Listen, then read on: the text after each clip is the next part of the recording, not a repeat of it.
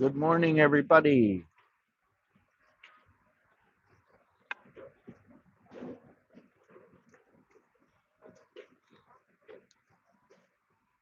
Sawatdee Ton Chow.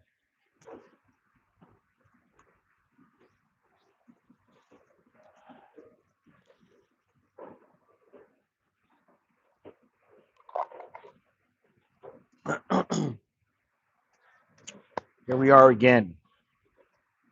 Another day, another Thai bot.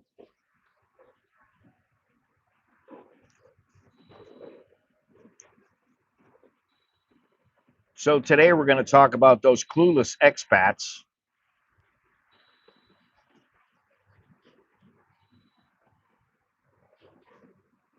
You know the guys. If there's one thing that has not changed in all the time that I've lived in Thailand, it's the steady stream of clueless foreigners, who land in Thailand thinking they found paradise, and then they proclaim it to everybody. And I'm not talking about those on a 2 week holiday, those who are the 2 week millionaires. Those people are fine. You know, they come, they party, they get sunburned, and then they fly home. And Thailand forgets them, and they look forward to the next year or the next 6 months whenever they come back. It's not really a big deal. I'm talking about the guys who come here to live. Those kind of guys, you know, the guys who they want to be expats, and they think that Thailand is the magic answer to all their problems. They believe life here is just one big holiday, cheap beer, beautiful women, no rules, no compromises, no responsibilities. They're in charge of everything. They think they're gonna uh, walk off the plane, JOJ. They'll be just off the jet, and they're going to be the king of their own little kingdom. And you know, the scary thing is, at first they kind of feel like, wow, it's really true. The first months are intoxicating. I remember my first few months here, and oh my God, it was fabulous, you know. And it feels like everything is great. Wow, you know, there's smiles, the weather, the cost of living, everything that we talk about all the time, and you compare it to back home, and you're like, oh my God, I'm rich here. You feel like a millionaire, even if you only got, $10,000, and you feel important. You feel like you have cracked the code of life. Now, I had a couple of friends when I first came here. One guy was a pretty good friend. The other guy was, I didn't really know him all that well. But the guy I'm talking about, we'll call him Jay. And he thought he was just the most handsome guy. And he wasn't a bad looking guy, but he definitely wasn't like, oh my God, that guy is so good looking. You know, he wasn't like, I don't know, like some women might think Tom Brady is good looking. This guy was nowhere near that. He was just a baby Huey. And the girls would tell him, oh, you handsome man. And he would think, ah, yes, that's because I'm so handsome. And he thought that all the girls wanted to be with him. And, you know, he gave them money because he was helping them. But he thought, well, if I don't want to pay them, they'll still be with me because I'm so handsome and they really love me. That's what he thought. Now, this particular guy, he stayed, usually he stayed at the Majestic Hotel. If you know where the Majestic is, it's right near Nana Entertainment Plaza, right around the corner. And I mean, you know, it's a nice little place, but it's little. And, you know, I've stayed there before, but it's okay. But that's where he always stayed. That's where he always was. He was always at Nana Plaza. He was always in that little area. And I mean, he didn't go to like 20 different bars. That wasn't him. He would just stay in that one little area.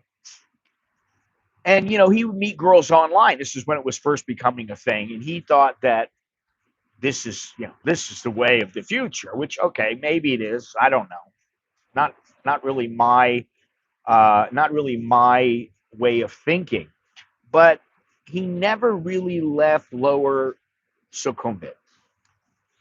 He'd never been to Patpong, never traveled outside of Bangkok, and yet he knew, supposedly, because he'd been here like 5 or 6 times. Supposedly, he knew about Thailand. Yeah, I'd been here a couple of years, and I'm like, listen, I've been here 2, 3 years. You've come on 2 trips. Eventually, became 5 to 6 trips. I'm like, you don't really know Thailand, and he'd be like, I know what I'm talking about, and I'd be like, no, you don't. I barely know anything. You don't know a damn thing. And he would be like, I just would go, all right, you know everything. Yeah, yeah, yeah. He never went out of Bangkok. He never really even went. Maybe he went to Siam Square or to, Central World or something like that. But that was about it. He didn't never go anywhere. And I remember walking across the street with him. I did tell him, you should go out to some of the smaller towns, go to the villages, and check things out. I go, you might get lucky. You never know. You might meet a good girl. You know what a good girl is? You don't have to pay her all the time. I know. Okay, you know. And we were walking across the street one day, and I said to him, you really think you're good looking, don't you? I understand you kind of have a knowledge insight. I don't think I'm great looking, but I don't think I'm terrible looking. I think I'm okay. So I know. You know your own value, right? I don't think I'm going to walk in somewhere, a little short guy like me. I'm going to walk in somewhere and all the girls are going to go, oh my God, he's so handsome. It's not going to happen. But some girls might think I'm cute, whatever. Okay. Whatever it is what it is. But with him, he's like, I am handsome.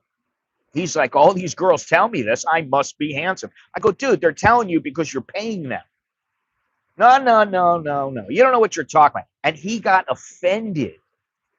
I'll never forget it. We were walking across the street at Nana.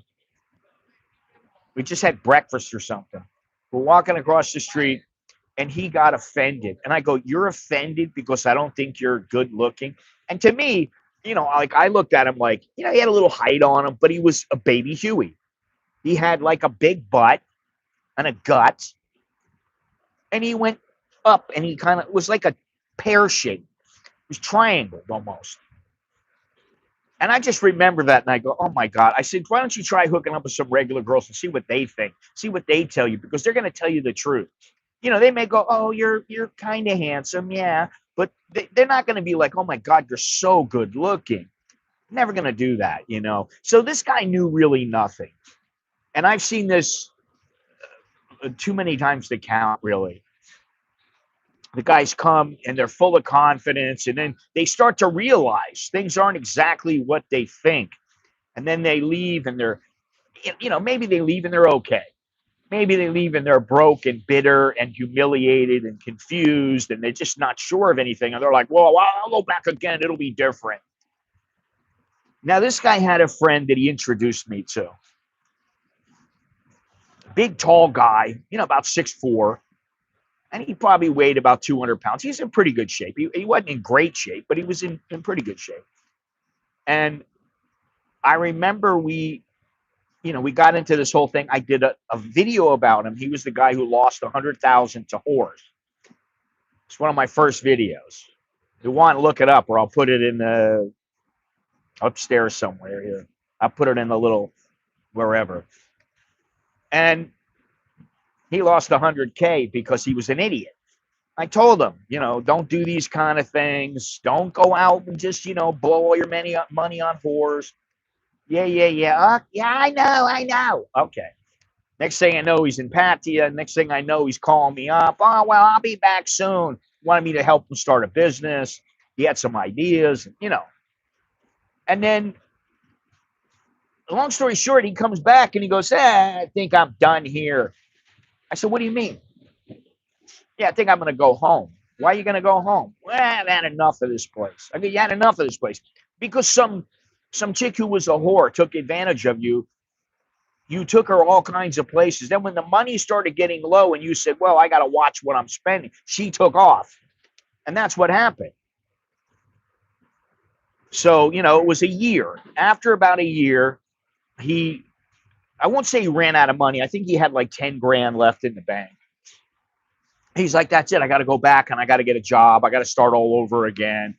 And he did. And, to his credit, he got a good job. He was making, like 150,000 a year. And he met some Vietnamese girl who was supposedly hot. And that was his new girlfriend. So good for him that worked. But he was clueless when he was here. And it was very apparent that he was clueless. And Thailand is a very real country. And I mean real, like everything. If you want to open your eyes and go, okay, wait a minute, I got to look at this with an open mind. I'm not going to go with my own preconceptions. You will see it's a very real country with real rules, real culture, and the country has expectations of those people who come here to live. You need to abide by the rules and the customs and the culture and all that other stuff. If you don't, it can be embarrassing, or maybe it could be worse. And you can find yourself in a little bit of trouble. But if you ignore these things, usually you'll crash and burn in one way or the other. And if you don't abide by these things and you don't learn the rules and you don't fall in line, so to speak, and I don't want to say I've completely fallen in line. I'm still an American. I'll always be an American because I'll never be Thai. And they won't let me. And that's okay, because no matter where I go, I'm always going to be an American. And that's okay with me. I don't care. I'm glad to be an American. I'm happy. And while I don't want to live in the country, it's kind of just about, I don't want to have to deal with all the shit going on there. And in most cases, now, at my age, I probably wouldn't have to put up with somebody screaming and yelling, from the left and telling me they don't like Trump, they don't like this. I probably wouldn't have to deal with that because I don't put myself in those situations. I'd go down in the Florida Keys and go fishing, live right there on the coast. Maybe I'd take up scuba diving again. I don't know. So it's not really one mistake that they make. It's kind of like a whole kit of bad habits and bad decisions and maybe a bad attitude or a bad mentality about living here. And if you tick those boxes, bad habits, bad decisions, bad attitude, then Thailand's going to eat you alive. And I always say that to people. You come here and you're not right in the head. You're not ready for the move. And to me, it's very easy. You just try to morph into how you're supposed to be. You don't have to be exactly like everybody else, but you just try to go with the flow. That's it. Just go with the flow. But if you don't, well, you're going to have some problems. So tonight I'm going to get into, what this Clueless Expat Starter Pack looks like and why it can kind of it'll either ruin you, it'll send you back home, or you'll end up turning into something a little more mainstream. You don't want to become some other kind of cliche, And I can tell you that when I'm around Thai people, I try to fit in as best as I can. I don't need to do everything like they do in America. I don't have to be this American. No, I go by the Thai culture, whatever their rules are. And I know pretty much what the rules are, at least for the most part.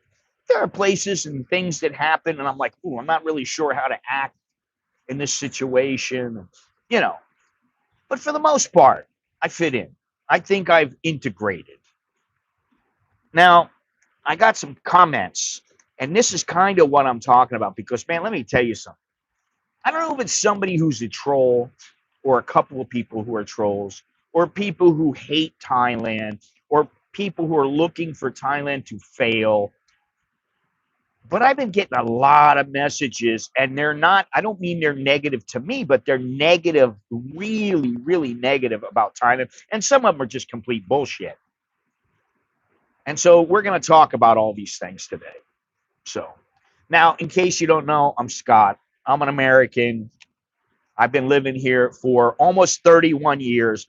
In another year, about another year and a half, I'll have been here half my life. So, you know, think about it. In 2 years, I'll have lived here longer than I ever lived in the United States. It just works that way. 1 minute you're here and you're like, hey,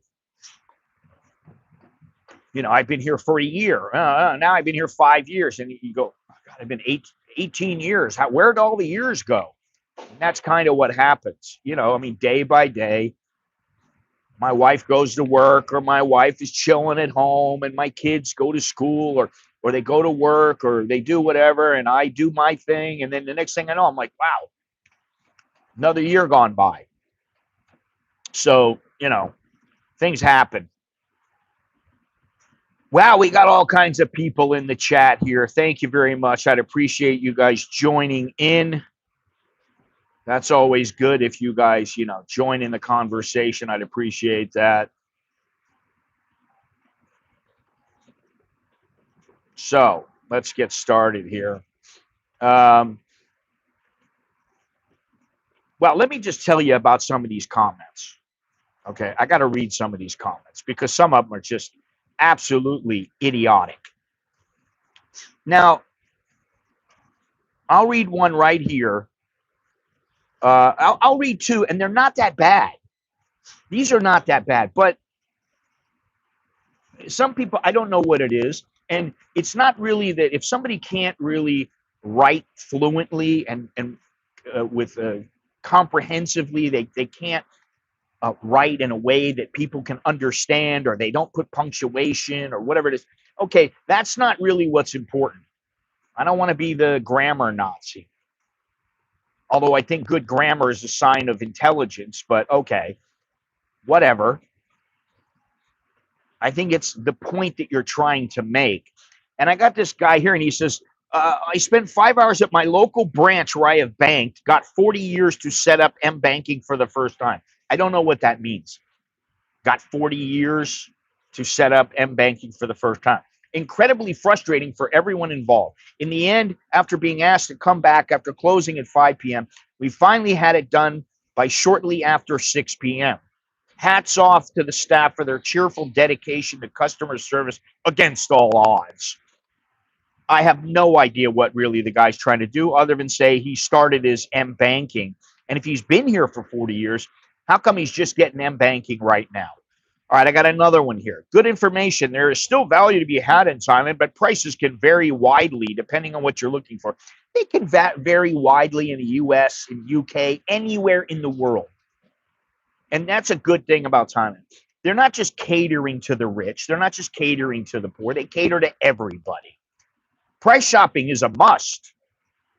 Okay, if you say so. It's not a must for me, as you can easily end up overpaying for goods and services. Western food equals Western prices and more. Now, sometimes it does, yes. But is an egg Western food? Yes, I would say it is, but it's also a Thai food. You know, so I don't know how important some of these things are. I mean, like, listen, if you want to get a bowl of Trix, the cereal, well, it's imported. It's going to be more money, of course. You want to get cheese. If it's cheese made in Thailand, it's cheap. You want to get imported cheese, which sometimes I buy, it's not cheap. You want to get avocados. You want to get lamb. You want to get all the stuff that's imported. It's going to cost more money.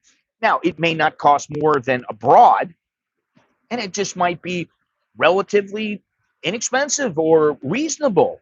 That's how I find it. Now, I got somebody else here. It's a shitty place now. Pure, plain and simple. Who wants to go through ever-changing rules and headaches?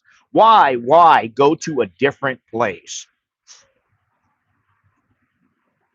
Why go to a different place? Not really, but what I'll say is I asked the guy, and of course I never get a message back. I never get a comment back, and that's why I kind of think they're trolls. How have you been affected by the changing rules? Okay, the only changing rule that I've been affected by that I can remember is going to the bank upstairs and saying, scan na, please scan my face. Okay, they scan my face, and now, I mean, yes, it can be a pain in the ass for some people. But for most people, and I'm going to say a very small percentage, they almost never have problems with their banks. And the problems that they do have are caused by them. The bank sends you a message, you don't read it. That message might say, update your profile, and you don't update it. Well, then they're going to shut your account down if you don't do it by a certain time. They send you numerous messages. It's not just one day, oh, they shut my account down. That doesn't usually happen. Okay, now, the ever-changing rules. Okay, I went upstairs. Now I can transfer 5 million baht at TTB, 2 million baht at Bangkok Bank, 200,000 at Kasikorn. And I did see that Krung Sri, they don't allow people over 70 or under 12 to have mobile apps. Or now they're going to cut off their online service. They're not going to have a website anymore. So that means you cannot use a mobile app if you're 70 years old, which that's going to suck. But you know what? That's the only freaking bank that does that. Every other bank allows you to keep bank. You know, they're like, oh, well, you know, if you're over 70, you're in the vulnerable group.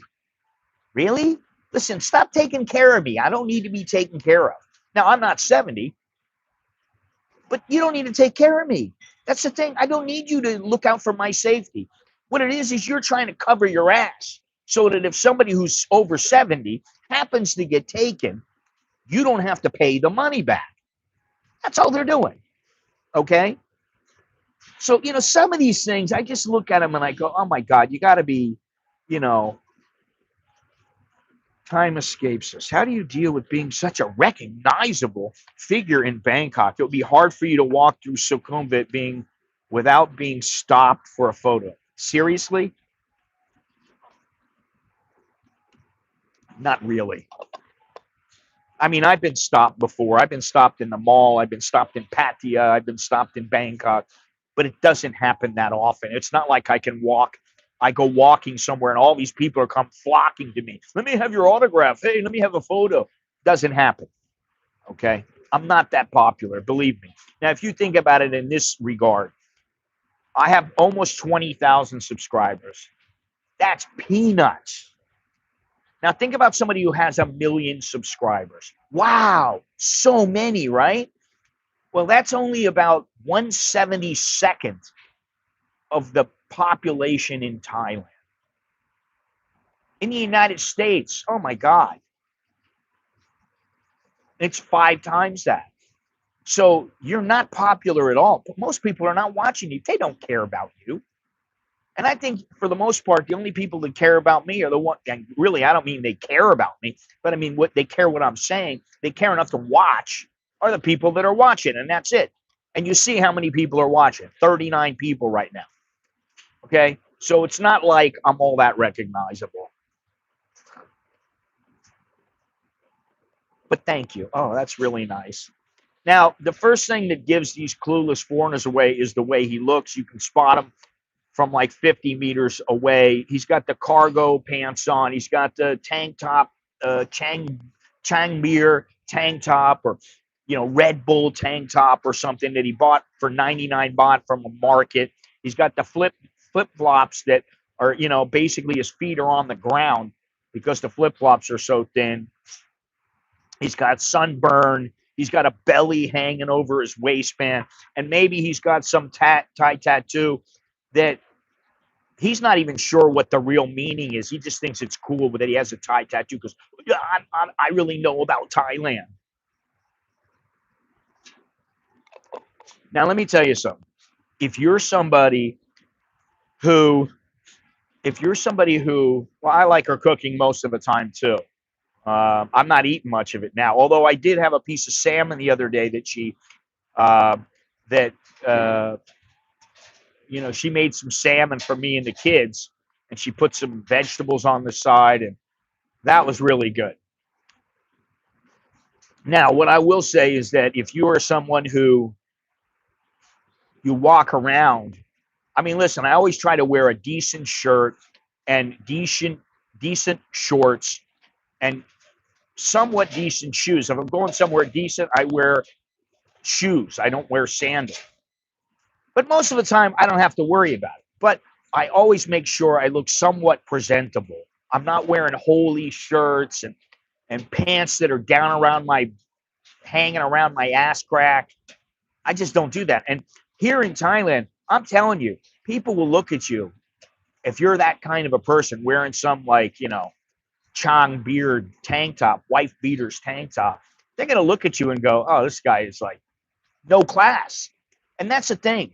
You want to land a good girl in Thailand, a classy girl, a girl maybe who makes good money or comes from a good family or whatever it might be, then you got to have some class. It's as simple as that. Did you rub Vaseline on your head this morning? The top of your noggin is looking a bit shiny today. Is that all you worry about is what I look like? Don't you have anything else to think about? Seriously. My head is shiny. So unbelievable. I got a shiny chrome dome. Imagine that. I'm bald and it shines. And now imagine if you walk into immigration with a pair of, like bathroom flip-flops. I'm talking about the 59 baht kind that are so cheap that, you can't even really wear them outside. And you walk in and you got a pair of crappy shorts on and you got some wife beaters t-shirt on. And you walk into immigration, they look at you and they just go, oh, God, they're like, what in the hell? If you go in, you wear a pair of jeans or a pair of slacks, or you wear a really nice pair of shorts. I'm talking about like some jean shorts or something that look good on you. You got a belt, you got a nice shirt on, and you're clean and you're presentable. You go in, nobody's going to think, oh, this guy's a dirtbag. Really. You walk into a bank like that, and they're going to be like, this guy doesn't have any money. That's what they may think. Now, you may have all kinds of money, but if you look like a total dreg of society, you're probably not going to get you're not going to get much cooperation. Well, I got news for you, Robert. The jean shorts are not only worn in the 1990s. They've been worn for a long time. So, in Thailand, I hate to say it, but your outward appearance is a form of respect. If you want some respect, you better look pretty good. You better look as you better look decent. Okay, I got an email on a Sunday back from my drone company. Wow, unbelievable! I can't believe they sent it back to me today. Let me just see real quick what they got to say because I'm trying to get my drone insurance. Reminder, your drone application. Oh, this is an automatic one. Yeah, but see, they're not helping me the way that I needed help. But okay, whatever. It's fine. The drone has been a little more difficult because usually when you look inside your drone, you take the battery out and you open the cover and you look inside.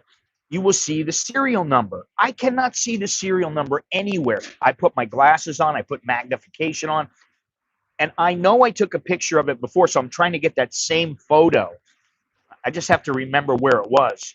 I'm trying to get that same photo and download it and use it again. But I don't have the box.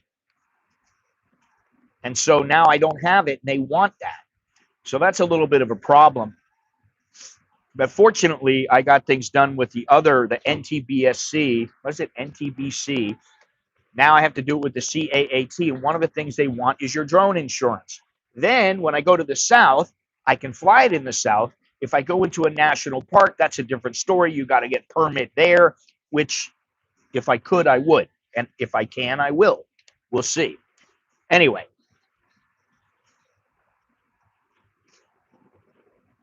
Tommy Bahama and Tasso Elba. I don't know what Tasso Elba is.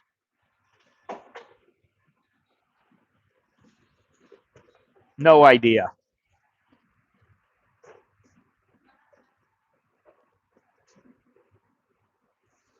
Play the part, people.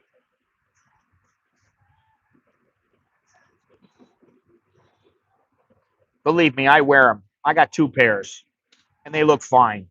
All right, and I don't care what anybody else thinks, and I don't care what if they're in style or not. They're in style for me. When I wear them, I look good. That's all. Anyway, let me go on here. Yeah, I don't shop at Macy's, and I don't wear Crocs. No way.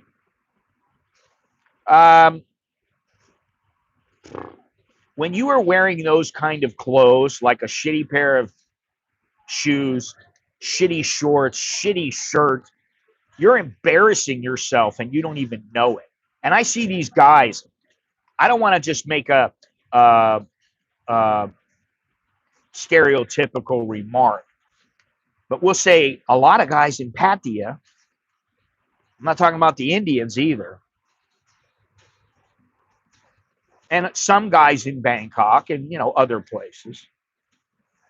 I mean, they're in their Crocs and their elephant pants and their wife beater t-shirt and their dreadlocks, and they're like, yeah, man, what's up? Oh my God. And the Thais are looking at them going,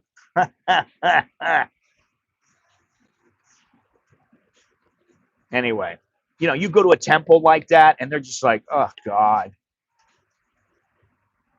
And I watched a guy go into Bangkok bank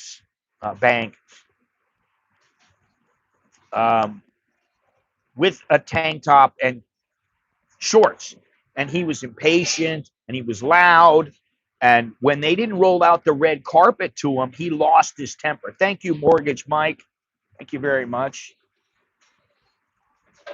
I got plenty of shorts, but thank you. I have about 10 pair of shorts. I've been stocking up on the shirts, stocking up on the underwear, because my underwear had holes in them, and I was like, I think it's time to get some new underwear, so I bought like 10 pair. He bought you some in-style shorts. Yeah. And you're the guy wearing Crocs?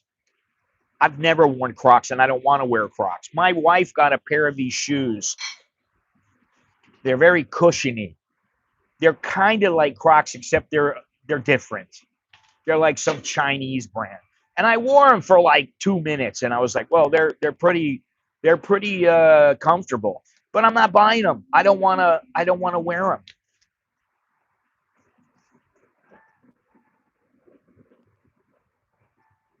You sew the holes.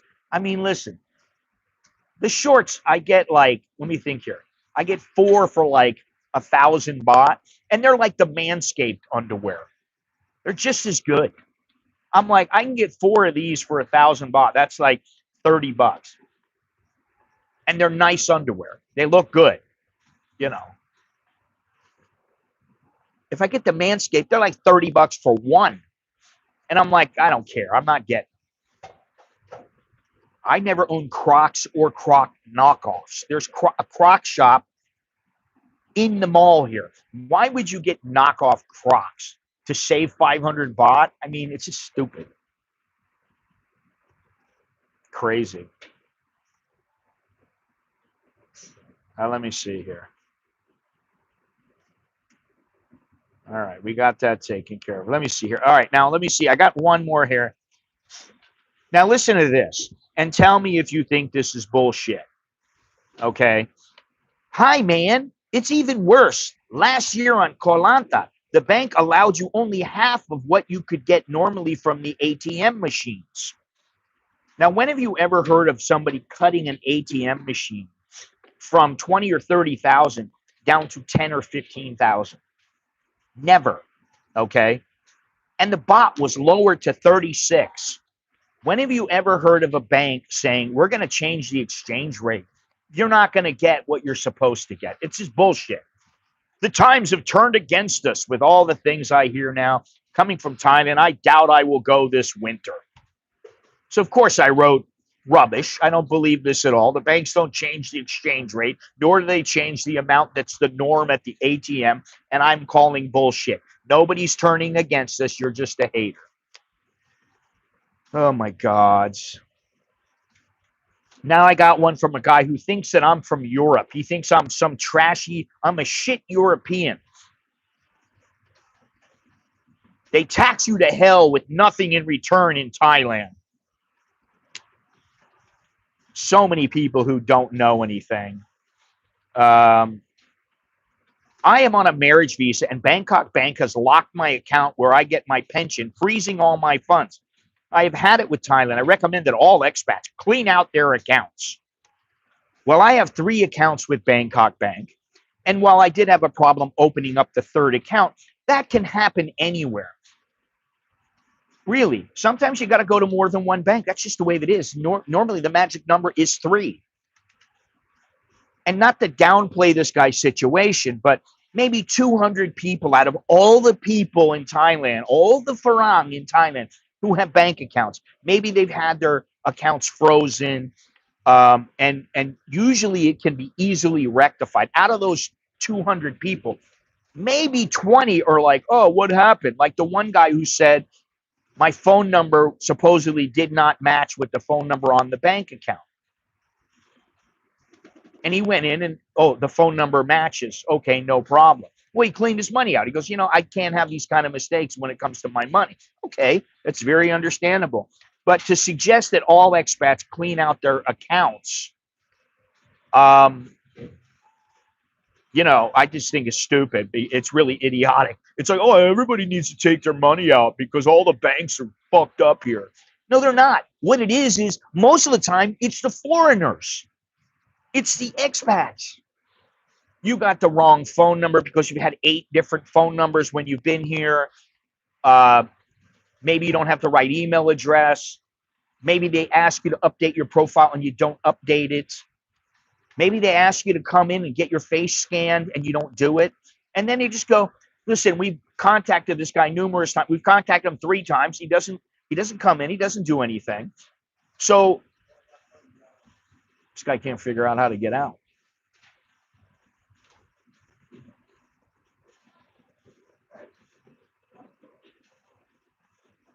They don't care. Guy's like, oh, I got to go over here and mop. And they're like, anyway. Now, this guy wrote, the Indians have evaded Pattaya. Too many of them walking around and sleeping on beaches to save money. Now, listen, I understand people don't like Indians. I understand why some Indians are a bit abrasive. And they don't even really mean to. No, she's not actually. They can be abrasive. They can be irritating. They can be smelly sometimes. But the truth is, there were no Indians sleeping on the beaches. My God.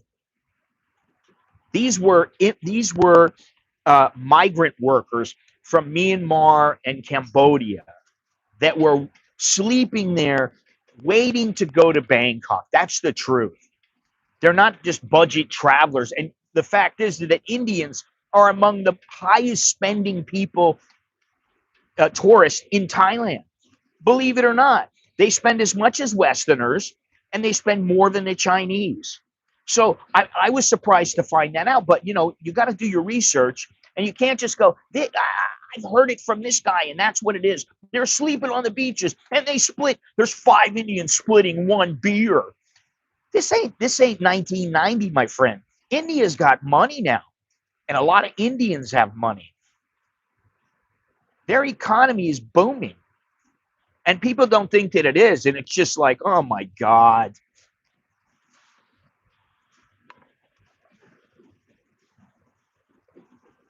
So I guess it's less of a hassle to pack up your life and leave Thailand and start over in another country if your bank account had an issue. Well, first you just need to go in and find out, well, why do I have an issue? They don't make an issue for no reason. Tough shit. They have put their money into Pattaya, opened a lot of business. That's true. Seeing the hardworking migrant workers doing construction, live in camps near the construction sites. Well, that's what it is. Listen, you may not want to go into an Indian club. You know, you going with your girlfriend, she might get hit on. You don't know. I'm just going to say, go with an open mind, and understand their culture is different than yours. You don't have to hate on them for no reason.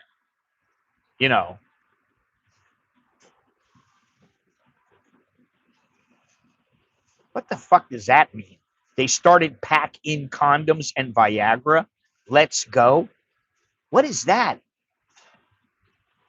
Who needs that shit? I mean, you need it with whores. You need the condoms with whores. Other than that,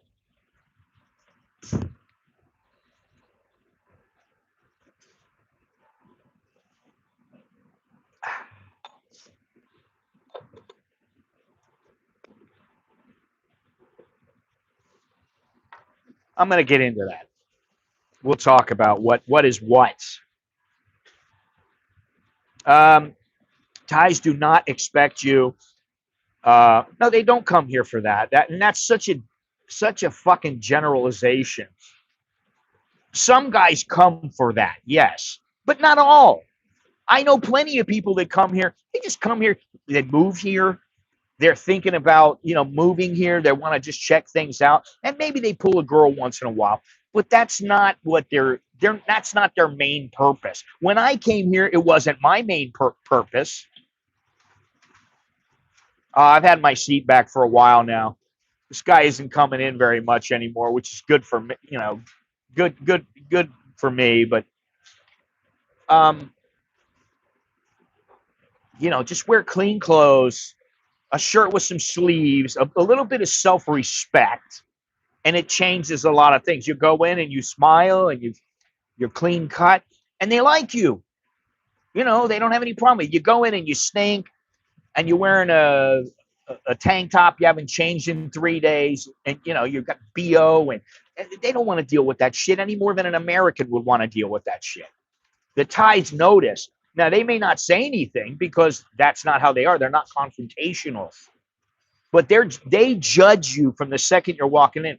My friend used to say this to me. He said, listen, you bring a working girl into your apartment.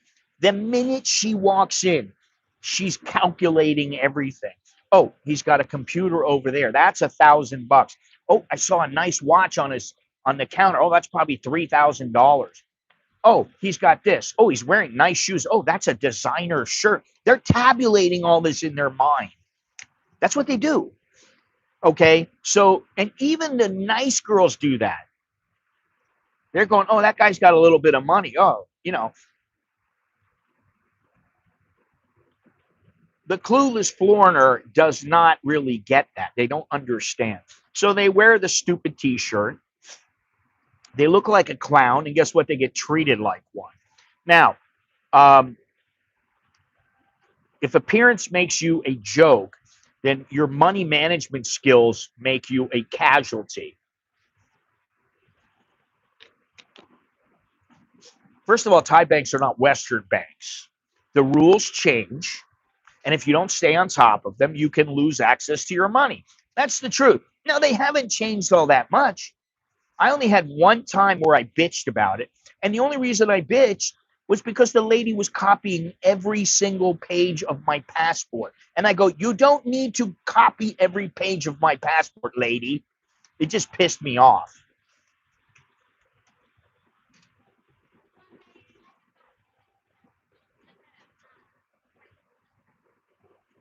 I know quite a few guys who they have lost access to their money because they just didn't notice the updates that they received through the bank mail system.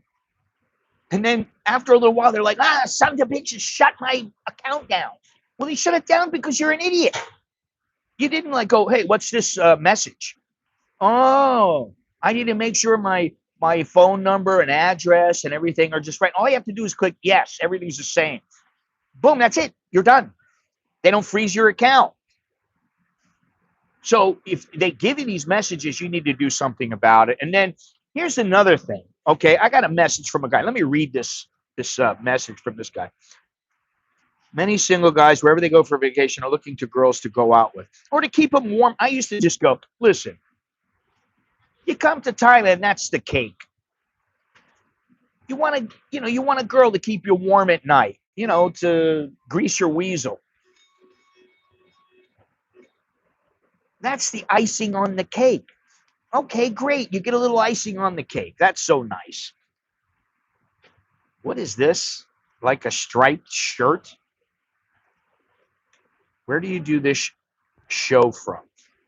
I do it from a coffee shop, Pacamara Coffee.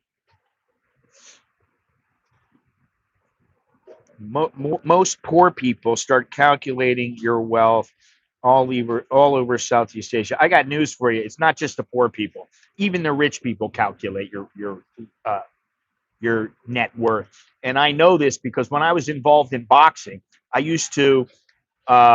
What's funny about a striped T-shirt? I don't get it. What's so funny? It's not like you have something on the front that says something. It's stripes. Sometimes stripes are going up and down, not just sideways. I don't get it. What's so funny? Please tell me. Jesus Christ. I don't get your sense of humor. But I used to be involved. I used to write for Ring Magazine. The Ring is what it's called. And a lot of the people, and I'm talking about, there were senators, generals, there were people who were business people who had a lot. They were millionaires, multimillionaires. They had a lot of money. And I remember there was one guy who didn't have a huge amount of money, but he was probably a millionaire. He was okay. He didn't have to work. He just lived off of whatever he was making, and he was kind of lazy, but he got involved in boxing because he liked boxing. And I said to him, and I did it on purpose. I said, yeah, you know what? I think about getting a car, but I don't want to buy a car. I don't want to buy a car unless I'm buying a Mercedes-Benz or a Rolls. I just don't want to buy one. I don't need one. What do I need one for? If I'm going to get one, I'll just get a Mercedes. A nice Mercedes, not like the little 1 Series. I'll get a nice one. And he was like, he couldn't believe it. Salvador Sanchez was good, but he wasn't the best. Sorry. Sugar Ray Robinson was the best fighter that probably ever lived. Guys forget about people like Harry Greb and Stanley Ketchel and all these other guys. They forget Jack Johnson. They forget about these guys. These were great fighters. These were fighters that fought all the time. Some of them were fighting many, many rounds, not just 15 or 12 rounds. 12 rounds is for pussies, quite honestly.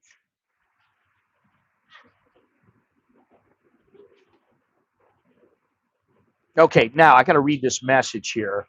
If I can find it. Let me see here about this. Okay, here it is right here.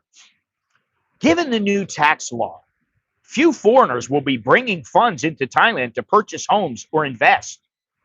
Now, that's just bullshit. It's a complete fabrication, or the guy just doesn't know what he's talking about. He's either trying to slam Thailand, he's either trying to troll people, or he's trying to spread misinformation because it's complete nonsense. And so I told him, you don't know what you're talking about. Foreigners cannot buy land in Thailand outright, but they can legally buy condominiums up to 49% of the units in a building. The law requires that all purchase money be sent from abroad in a foreign currency and converted into baht by the Thai bank Then they issue a foreign exchange transaction form, FET, formerly the TkyoSam. This proves the money came from outside Thailand and was brought in specifically for a condo purchase or to invest, because it's treated as a capital remittance, not income. There is no Thai tax. So you transfer money in for a house, or you transfer to buy stocks, and you use that money specifically for what it was intended, you don't have to pay tax. You just have to have that FET form. You have to tell your bank issues that, and that's all you have to do. And you can use funds like this for condos, putting money into a Thai company if you hold shares, or investing in the stock exchange via a custodian account. So, again, not true. Okay? There are massive condos all over Thailand foreigners can buy from me. I bought many properties in Thailand. I never had an issue or tax problem. Why would you want some shit land in Thailand? Because not all land is shit. That's why. I mean, quite frankly, there's a lot of really nice land in Thailand. You just got to have the money to buy it. All right, let me go on here. Now, you put everything else in someone's name. That's the classic dumbass move. The retiree who puts his pension straight into his girlfriend's account. The guy who buys a car or land in her name because she loves him.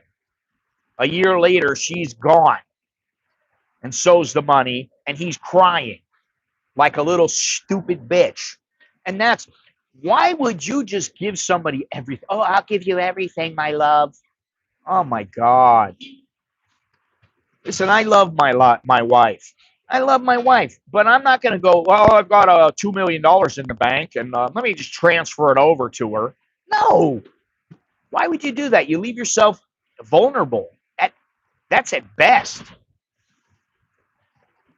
And then there's guys who live paycheck to paycheck, which I have done that before, and they blow their pension in bars, and then they scrape by until their next transfer. Now, I haven't really done that. They have no health insurance, no savings, no plan. Thailand is cheap if you are smart. You can have a lot of money and spend very little. Some guy was telling me, I was going to spend $1 million or $2 million baht a year living in Thailand. Now I'm not going to because it's too difficult.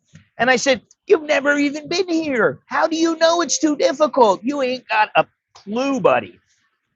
You have no clue. And he was like, why am I not high value? I'm going to spend $1 million baht, 2 million baht in the country.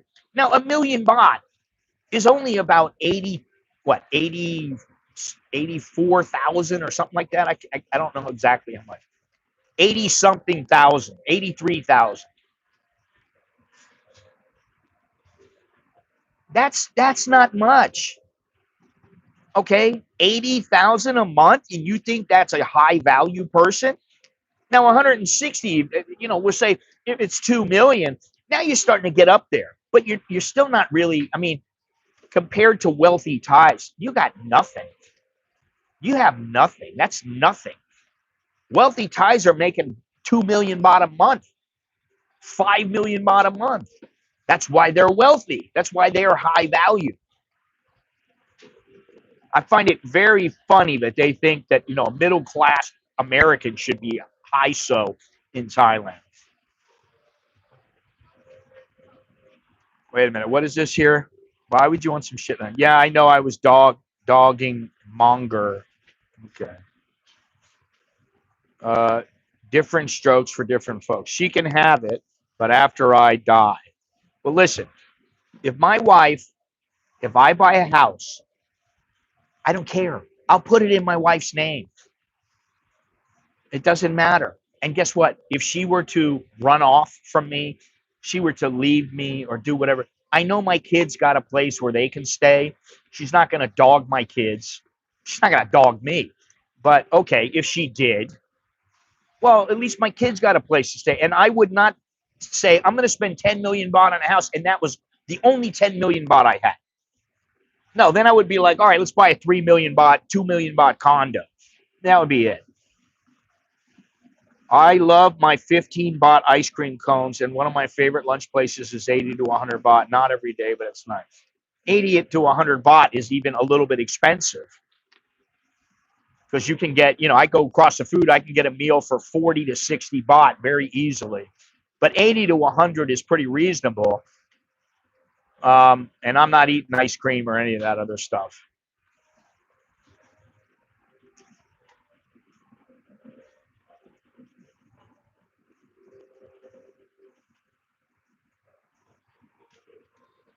All right. Now, this is another subject where, the foreigners are just clueless.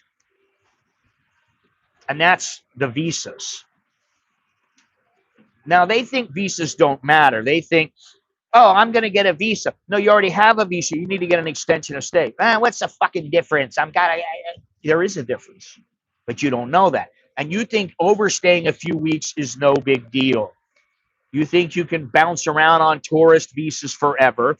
And this is not the Thailand from 30, 40 years ago. You can't do that. Thailand is getting its shit together. They're trying to become first world. They don't want to live in the past where they go, oh, anybody look at Cambodia. If you're a foreigner and you want to go somewhere to live and you really have no options, go to Cambodia. You spend 300 bucks, you can get a visa. Okay, but what else do they have? Can they compare to Thailand? I love Cambodia, and Cambodia has some very, very good things. But guess what? It can't compete with Thailand. I'm sorry. Its internet's not as good. Its infrastructure's not as good. Its hospitals are not as good. Most things are not as good. Now, there's some attractions, but they don't have the attractions that Thailand has across the board. Thailand has 1,000 attractions. They got 100. So, oh, wow, big deal. Same with Philippines. And the Philippines, it can be very nice. But, there was a guy who came on and he goes, oh yeah, Thailand's a bit of a shithole. And I'm like, you live in the Philippines. The Philippines is a total shithole. Now, there are some beautiful places in the Philippines. And the people are very nice for the most part. But it's a shithole. Face it.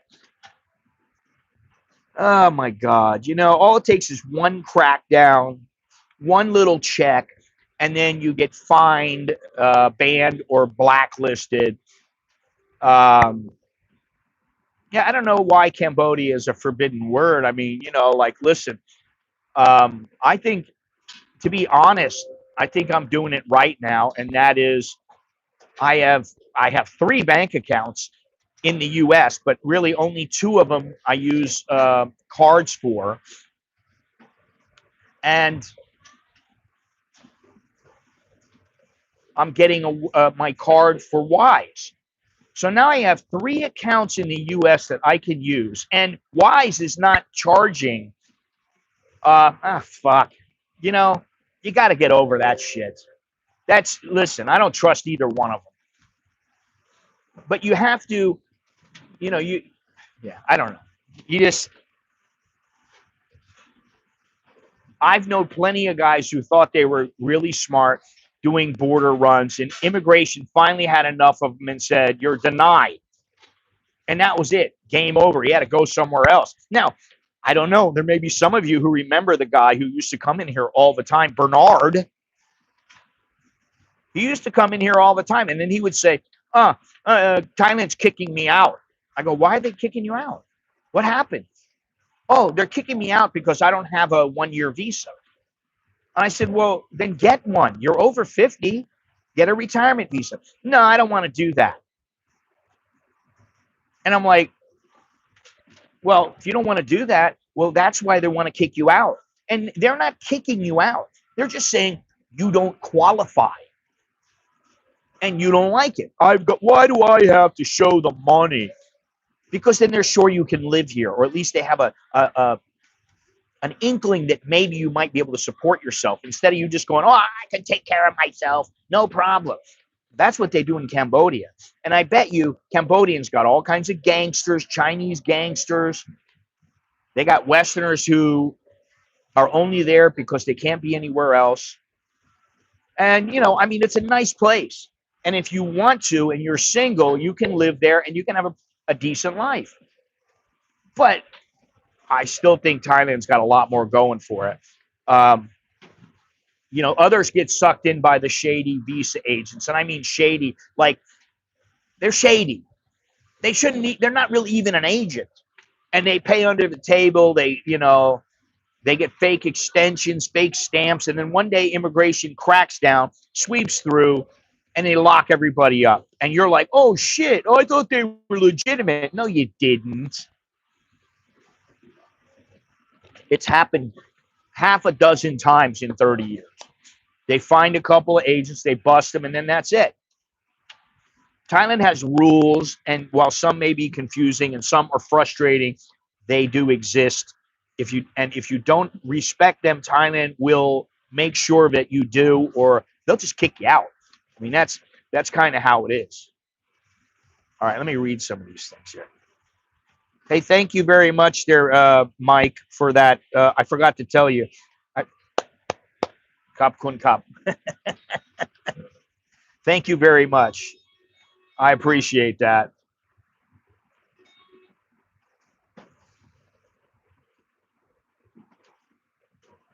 Let me see here. What is this?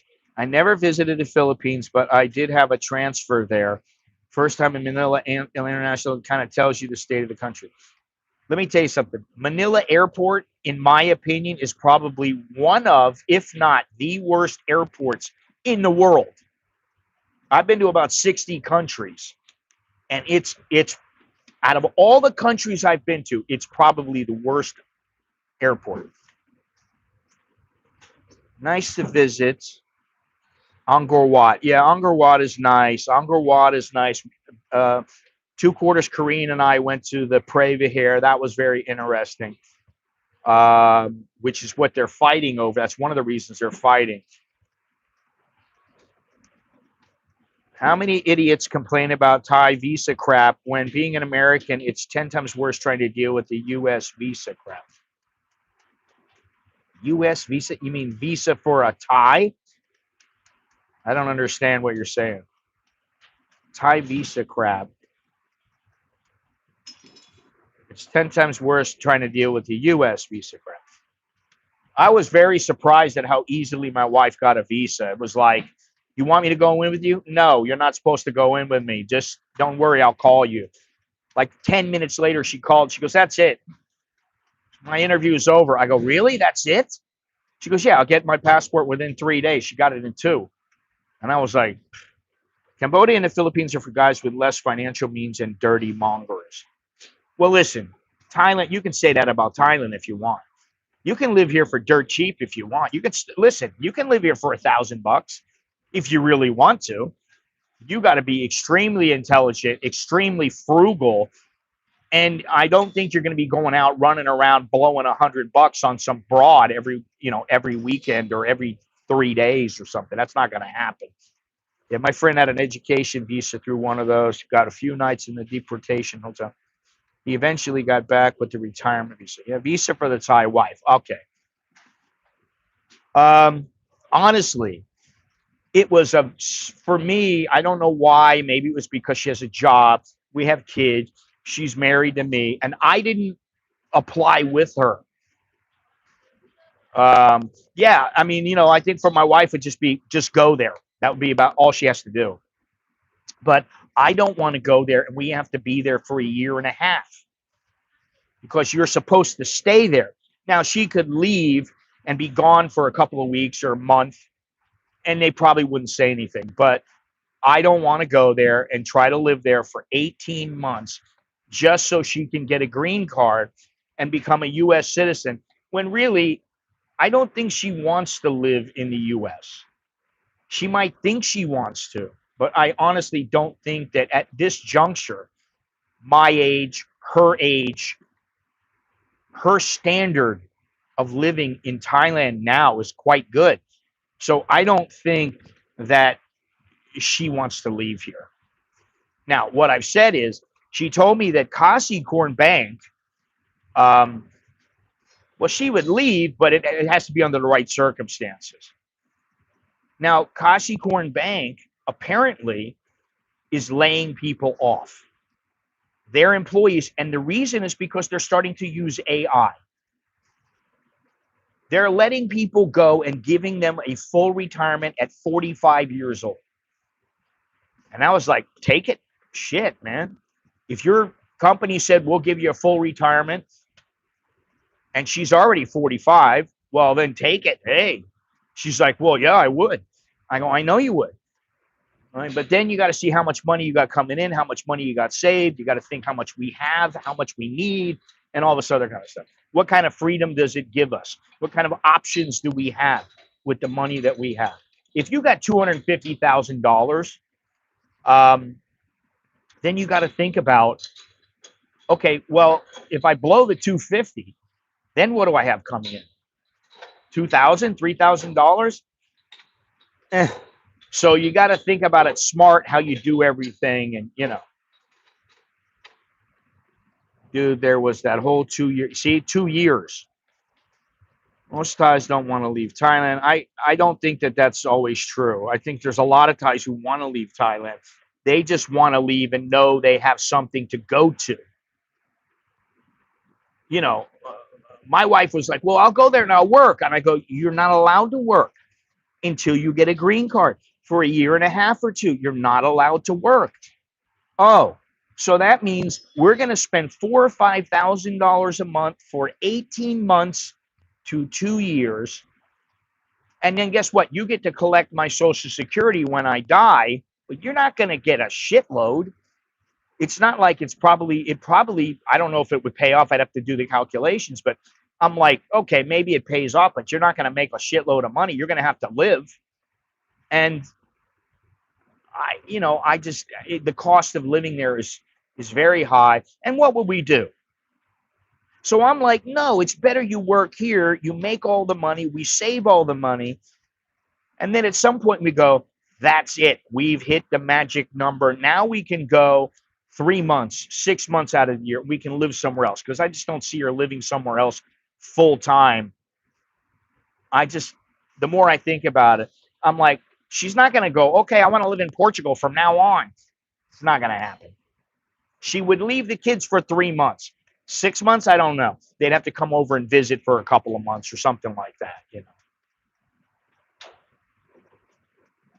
AI is going to disrupt white collar massively, or go back when the kids are grown up. My kids are grown up, and I am retired. Yeah, I don't know. My wife goes, oh, maybe AI would take my job. And I go, AI is not going to take your job, honey. I'm sorry. And you know why it won't? Because her job is built on relationships. You need to have relationships with the owners and the managers of the hotels. And AI is not going to give them that same feeling. It's not going to give them, it's not going to allow them to do things that are between the lines to kind of help them or to think outside the box. I mean, maybe it could, but I just don't think on the whole that it's the best thing. Now, maybe in 5 years they'll make it so much better that maybe it would be. But we'll see. That's the whole thing. We'll see. All right, we got 55 people in here. That's great, but guess what? We only got 25 thumbs up, which is not great. And we got 1 super chat out of 55 people. What do I got to do?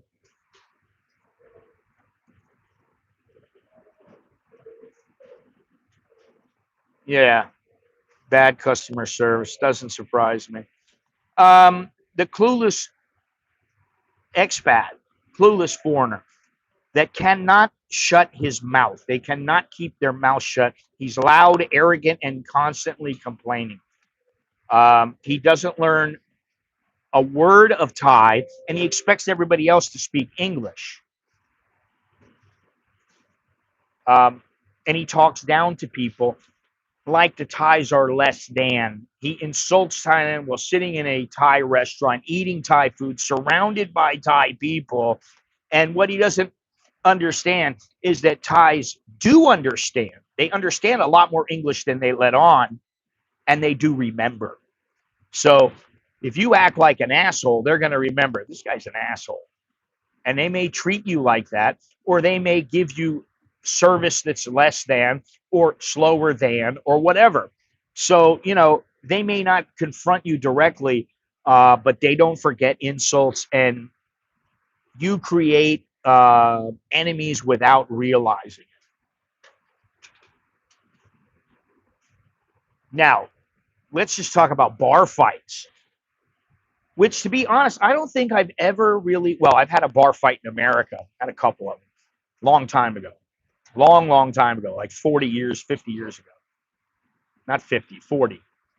But when you get into a bar fight in Thailand, it's the drunk foreigners who really lose face, and they're the ones who, most of the time, they're the ones who want to pick the fight. They think they're tough. And the thing is that a lot of Thais, maybe they can't fight all that great, but they're so pissed off because they've lost face.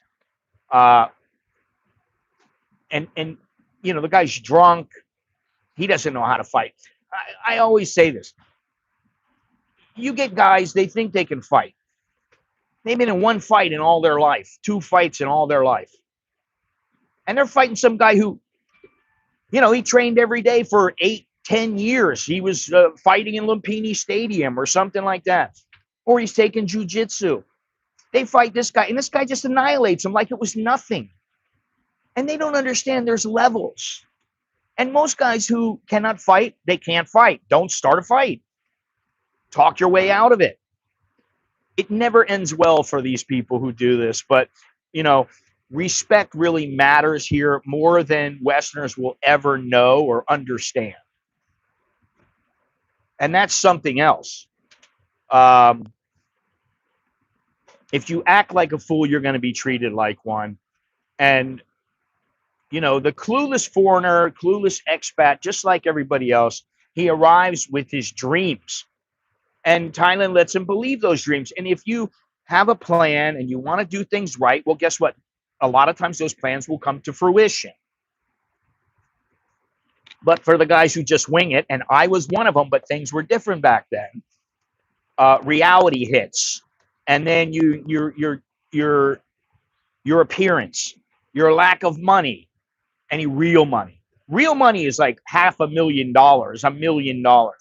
That's when you start having some real money. You got $50,000. That ain't shit. You could blow through that in 2 months if you want. The visa thing, the behavior, the attitude, it all catches up. And the end is always the same for these people. You're broke, you're bitter, and sometimes you get deported or you get blacklisted, or you just go, I got to go home. There's nothing I can do. I don't know what to do. Listen, that happened to me once. I was teaching English, and I could have taught English, and I would have been doing all right. And I just went, this sucks. It sucks. The highest I ever made teaching English in 3 months was 35,000 baht and some change. That was it. 35,000 baht. Now that's shit. And I just went, I can't get anywhere with this. So boom, I went back, started working on a boat in Alaska, came to Thailand again for a visit. After a month, went back, came back again. This time I had money, quite a bit of money saved. And then I got unemployment too. So I was all right. And by that time, I kind of was learning the game, and I figured it out. And Thailand doesn't do this to you. It's not Thailand doing it to you. Thailand doesn't give a. They don't care about you. They're turning against us. No, most Thais don't care 2 shits about you. They don't care. Oh, you can do that? Okay. And sometimes they don't know. A lot of times they don't know what the rules and regulations are. And that's because they don't have to know. What do they care for? My wife, most of the time, she just knows I got to get a visa once a year. And that's it. So if you're arrogant, if you're a douchebag, If you're ignorant, if you're lazy, this is probably not the place for you. If you are disrespectful, very disrespectful, if you're the kind of person who's going to, and I won't say that I was completely respectful when I first came, because I've always been respectful of other cultures. I don't think that I'm better than the Thais or anything like that. I've never been like that. So when I first came over here, I always tried to be nice to a fault, and sometimes it got me in trouble. But I learned, and you learn that you don't have to be a douchebag. You don't have to be loud. You don't have to be difficult, but you can say what you want without raising your voice and without having an attitude. It's pretty simple, really. That's what you need to do, and you need to learn to do that.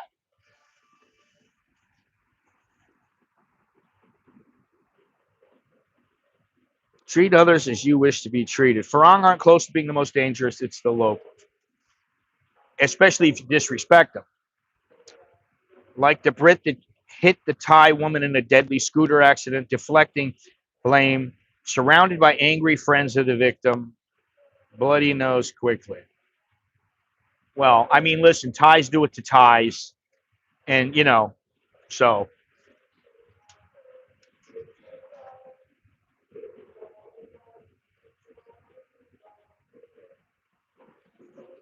wait, whoops, I meant Thailand doesn't give a shit about you from Scott's comment. No, they don't really. And it's not that they're trying to be mean or difficult. They just don't have time. Most people, listen, if you're in the United States and you go into a gas station and you can go in with a smile and buy some gum, buy a soda or whatever. You go, hey, how you doing, buddy? And he just kind of,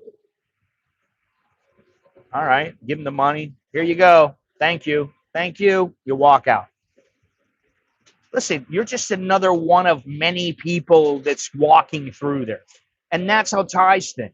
You're going to buy a coffee from somebody. Now, if you go in every day, they start to know you. And, okay, that's a little different. But if you just go in once in a while, they look at you and they go, what do you need? What'll it be, Mac? That's kind of what they do. What do you need? Oh, you're a vendor. Oh, let me have a fried egg. Let me have the kaijio. Let me have that. You want it on rice? Yes. Okay. You eat, you go, thank you, you leave. Now, they don't care about you. They're pleasant. They try to be decent. They try to be somewhat friendly. They may even ask you, hey, where you come from, man?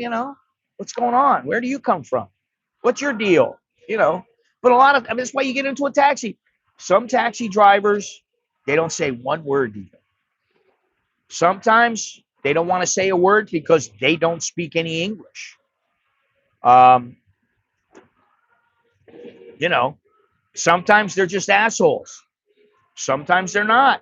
Sometimes they're cool and they start talking. I've been in taxis before and got into long conversations in Thai with the driver. We had such a good conversation, men and women drivers. And afterwards they've said, oh my God, it's so nice to talk to a foreigner who speaks Thai. I've never done that before. And, and then you have the guys who they're very quiet and they don't say anything. Then I get there and, I go, hey, I gave you a 10 baht tip, it's 90 baht. I gave him the 10. Here you go. Oh, thank you. Okay, no problem. That's kind of what it is. So, yeah. Now, some of the positives with a starter pack, if you will. Well, I always want a driver that knows where he's going. I don't want some driver who goes, I don't know where that is. Now, if it's somewhere easy that I can tell him where to go, okay, fine, I'll tell him. But if it's somewhere that I don't know where to go, I want him to get on his phone and use the maps and go by the maps. Nowadays, it's pretty easy. Sometimes they don't always have phone time, or they don't have, 4G, 5G. They don't have that stuff. So you got to do it for them. Here, use my phone. Here's how you get there. Now, the first thing that you need in a good expat, a wise expats starter pack is a SIM card and connectivity. And I hate to tell you, but in Thailand, most of the time, you're going to need a phone. You're going to need a phone and a bank account. And people have asked me, why do I need a bank account? I just have a US account. Well, okay, go ahead. See what happens when you're here. Now, you may not use it much because you're using your card. Well, guess what? You're going to lose out on the exchange more than you would if you transfer from Wise. If you transfer from Wise, you're not going to pay all that much. But if you transfer, like if I go to the grocery store and constantly use my Truist card, now if I use Truist, they charge me 3% for the international fee. 3%. It's ridiculous. So for $100, I get charged an extra $3. Now you may not think that's much, but if I go to the grocery twice a week, that's almost $25 a month.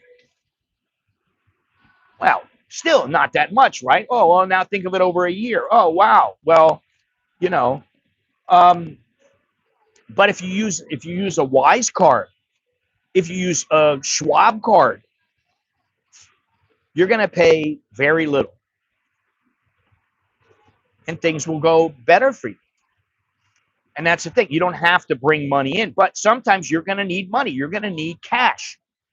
I talked to the driver yesterday, and I had cash in my pocket. And I said, do you take transfers? And he started grumbling. Take them, but I don't like them. And I go, why? He goes, because I don't have the money right here. And I was like, but you got the money. You still have the money. Maybe it keeps you from spending that money when you don't need to. I don't know. But okay, I understand. You got to have cash. If you don't have the cash, So if you transfer some cash over, you have money for incidentals. Today, I took the motorbike. I had 120 baht in my pocket. Now, I didn't want to give them the cash because I can use the cash. I can use it when I really need to. But the lady, she takes transfers. And I said, you take transfer. What is it? Prompt pay, right? Because I use this lady all the time. And then she goes, yeah. Start getting out. Wait a minute. I took out 100 baht. I gave it to her. It's 35 baht. I gave her the 5 baht tip. I'm going to just give me 60 baht back. Thank you, Mike. Thank you very much. Let's give Mike a like, please. And a little star there, a little heart. Taxis will go the route they want, even when you ask them to go a different way. Like, I am paying, what the fuck? Well, that happens once in a great while with me, but I just tell them, no. Go this way. And they go. I make it clear, don't go the way you want. You go the way that I want. I don't allow that bullshit. I'm not the kind of guy that just allows people to do whatever they want when it's me who's paying. I don't want to be a dick, but sometimes they want to go through Lotus when I'm going home. And Lotus is a shortcut. However, sometimes there's a lot of cars and you have to wait, and then you have to make a bunch of different turns. So every time I get in, I just go to Nawamin. Go to Nawamin, take a left. And then you just go straight. It's very easy. And sometimes they'll be like, I'm going to go through Lotus. And I go, no, don't go through Lotus. I want you to go to Nawamin. And then they just say, all right, I got a condo. What? I got a condo there, but I live at my beach house in Rayong. I really don't care about likes here. I'm just here, man. Well, that's nice, but you get the thumbs. Oh, wait. You get the thumbs up. That's great. Choke D to you. And what am I supposed to do? I'm supposed to clap and say, Kap kun kap. There you go. I could Y. Took my like back. Oh, it did? How did it do that? I don't know. I don't know why it would do that. Let's see here. Let me continue. I got another. Let me just tell you about this message I got. Thailand is beyond boring. Now, if there's anything Thailand is not, unless you're just a total drip, a total douchebag. Thailand is not boring. It doesn't ever have to be boring unless you have no money. Now, sometimes I get bored because I know, oh, I don't have the right, maybe I don't have the finances in line. Maybe it's I'm waiting to go with my wife and she can't go until, this particular week, or I'm waiting to go with my son, or whatever it is. It may be for other reasons, but for the most part, when I got to go somewhere, now I'm all set. I got my trip next month. I got the ticket to go, ticket to come back, business class, baby, just like I like it. I got the time schedule. I got everything going. I'm good to go. So Thailand is not boring. If you want to do something, go to an island, go somewhere. There's plenty to do. I always just go, what? It's boring.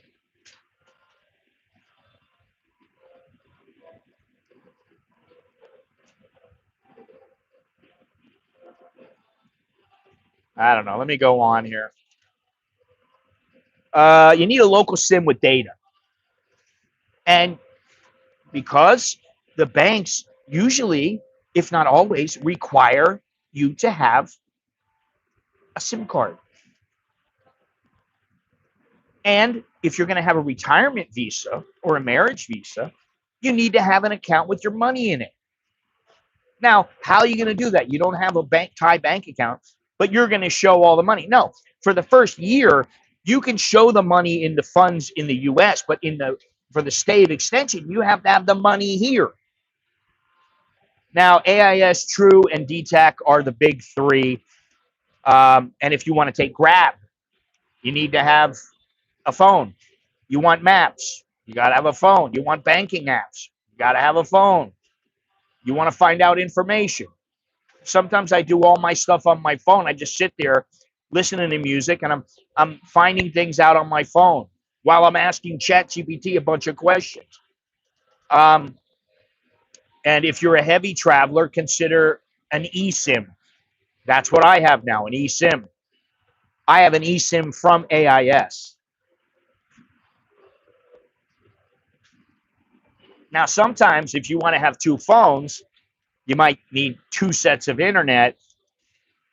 That's up to you, but I'm not really worried about that. You don't have to have that. Now, with your Thai bank account, it makes it very easy to pay bills such as the electric bill, but you could pay the electric bill in cash at 7-Eleven if you really want it.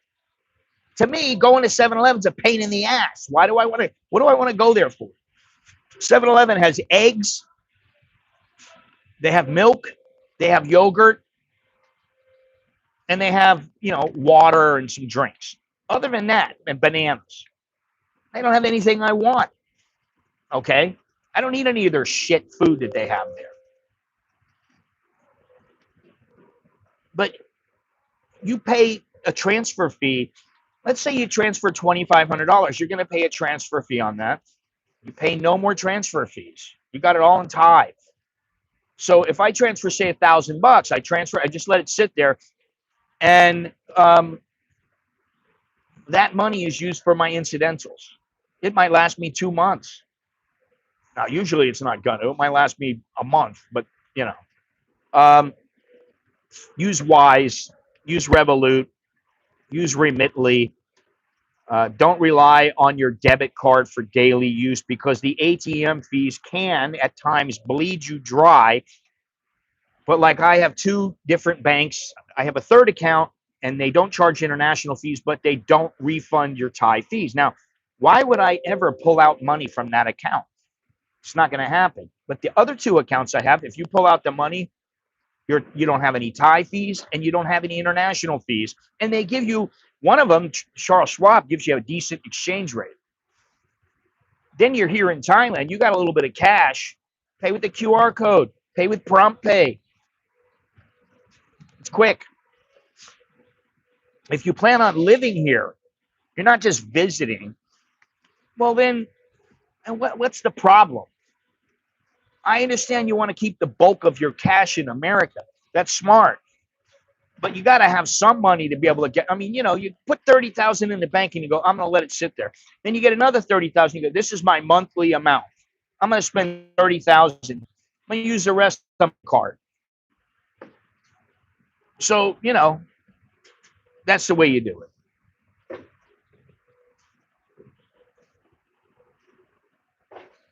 Well, if you live here, you got a bank, right?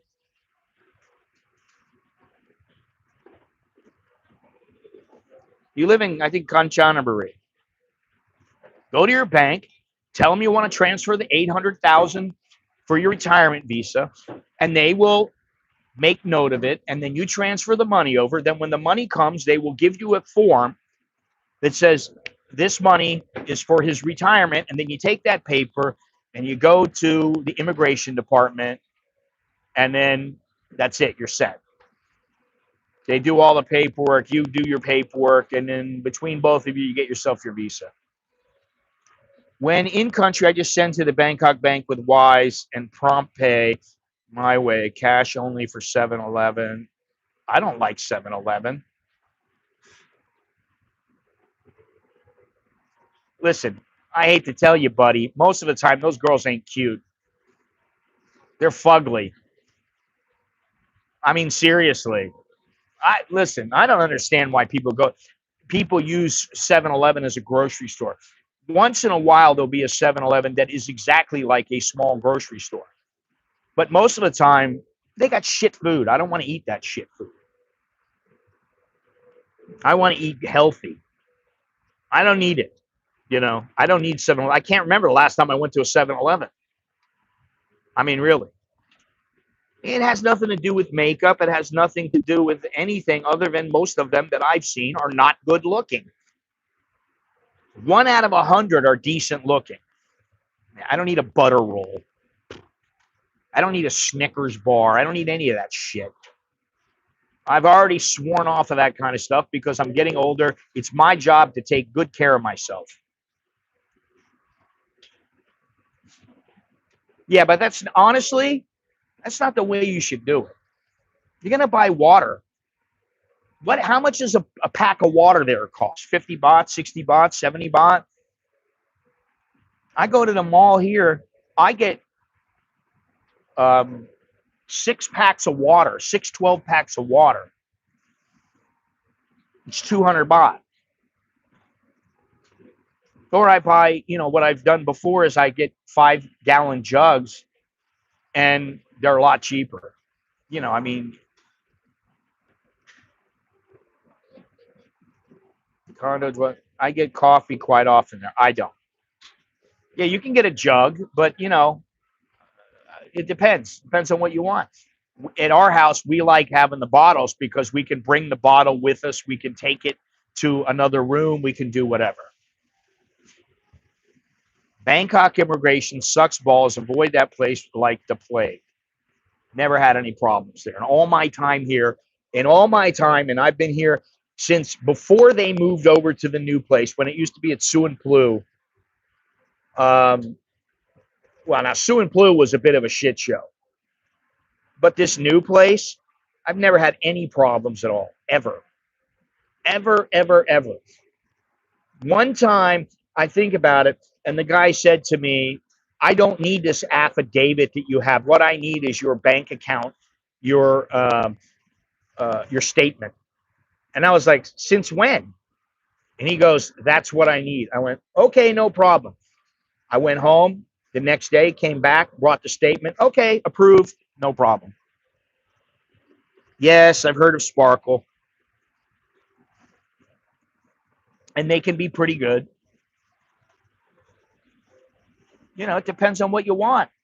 I mean, I tell the old lady, well, why don't we get a filter? You know, and that's it. But the thing is, you get the big jug. Everybody's going to have to pour water into their glass and stuff like that. We don't want to do that shit.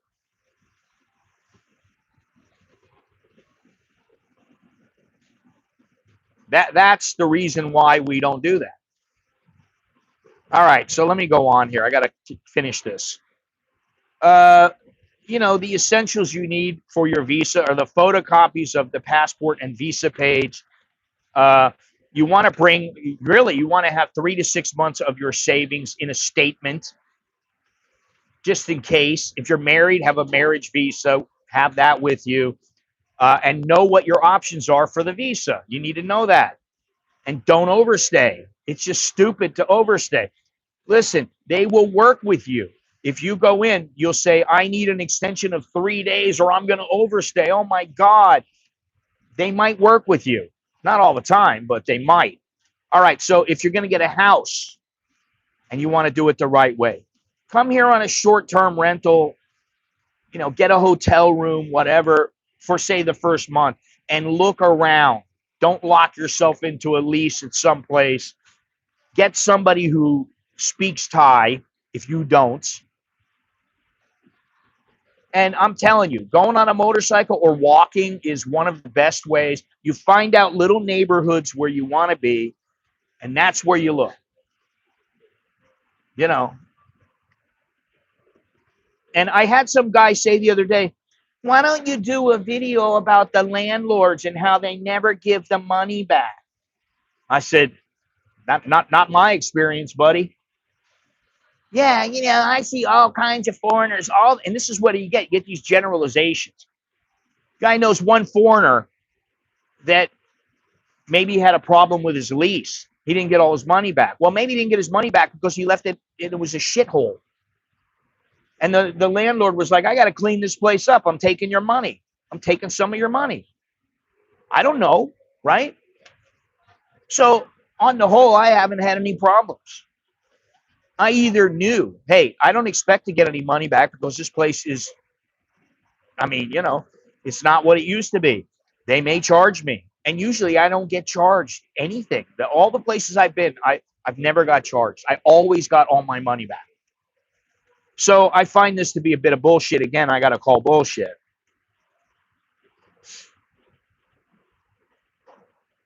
That's what I mean. You want to get your money back? Don't break the lease.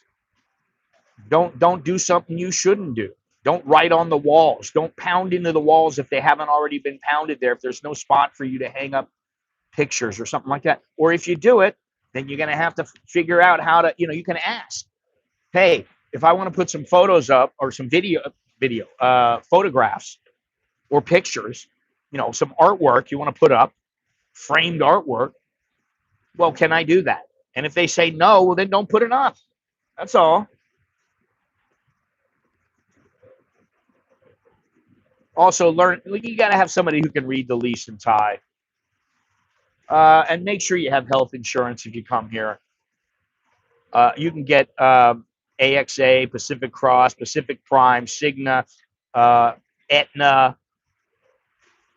And if you go to a place that you don't have any insurance and you've got to have a procedure done, like, oh, I broke my leg, you got to set my leg. Guess what? They're going to ask you for a deposit. Otherwise, they'll send you to a public hospital, government hospital somewhere. And so that's another thing. And this is something that has become more difficult and more problematic for me, is that, okay, I'm healthy now. But in another couple of years, I don't know. Will I be healthy? That's the thing. You don't know. You think you're great, and then all of a sudden you're like, oh, you have a massive coronary. You need to know where the local hospital is and don't be too far away from it. And when you get older, I don't want to be living in the middle of Alaska. And it's like, well, if I want to get some health care, I'm going to have to fly out. And it's going to take 3 hours to get there. And it's going to take me another hour to get in and get settled. By then, you're dead. So you need to know also, is there an international hospital near you? A place where if you need to and you've got insurance, you can go there, whether it's Bumrungrad, Samativech, Bangkok General, whatever it is. And then there's like the little day-to-day things like Grab. You might need Grab. Everybody uses Line here. And they don't use WhatsApp all that often, but I have WhatsApp because sometimes I have to use it. A lot of people in the U.S. use it. And Line, listen, Amex uses Line. Bangkok Bobs, they take orders through Line. You can talk to your landlords, the banks, shops, even government offices through Line. And sometimes it can really help. Also, you can use Google Translate. Once in a while, I use it. But if you don't speak any Thai, that may be your way to get through to Thai people. But I would still recommend, if you're going to go look for a place to live, to bring somebody who speaks Thai with you. Got my money back. Don't forget to have the bank statement for the same day at immigration. Brought mine. It was just one day prior, and they didn't accept it. The process to get a U.S. marriage certificate legalized for use to get a Thai marriage is crazy. It takes 3 to 6 months, and you have to go through 3 agencies. It was not my experience. I don't know where you had it done, and I don't know if things have changed from the time that I got married, but it was very, very simple. You get your marriage paperwork from the Thai, what the hell is it called? Not the Tabian Bond. What is it called? I forget what it is. The Tesuban or something like that. You get your marriage and you get the paperwork. You take it to a translator. They translate it. Okay. Then you go to the U.S. Embassy. You say, I want to register my marriage. They come in and they'll talk to your wife for a few minutes. That's it. You're done. It didn't take me 3 to 6 months, honestly. It was nothing for me. What are you paying for your insurance? Well, I think we pay, so it's not much. It's about $300 for 3 of us. And mine is the bulk of it. The few Thais I know that use WhatsApp because they're in a field where they deal with foreigners a lot, either through business or condo property. I mean, listen, I used WhatsApp to talk to the people in Vietnam that we got our Airbnb from. I use it to talk to people in the US. I use Signal to talk to people sometimes. So, exactly what I'm paying for. Yeah. I'm not going to live my life in fear and be close to a hospital. I've lived a full life. I can take the dirt nap tomorrow. Okay. I don't have to be, 10 minutes away from a hospital, but I don't want to be, like I said, I don't want to be, listen, I would live in Alaska if I really wanted to. I've been there and I like it there. But I'd have to live somewhere populated. I wouldn't want to live in the middle of nowhere. Because if something happened, then what? You're screwed. There's no hospital within, hours from you. You got to be somewhere that's close to a hospital. An hour or two. I mean, 2 hours is kind of a lot to be able to get to a hospital. Talking about marriage that happens in the U.S. Yeah, I don't know about that.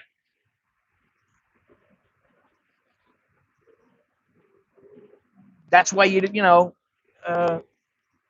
married in Thailand, and then you have it changed to the U.S.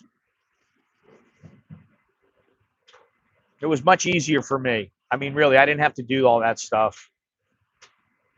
And in the beginning, what will happen, and what I've seen many, many times, is that most people, they end up, I mean, listen, I know people, they do their Social Security, and they just go, oh, yeah, my address is here in Thailand, and they're telling all these, and I go, wait a minute, why are you telling them that you live in Thailand? They don't need to know why you live in Thailand or how come you live in Thailand or how long you've lived. They don't need to know any of that. Do you have a U.S. address? Yes. Well, that's where I live part-time. Very easy.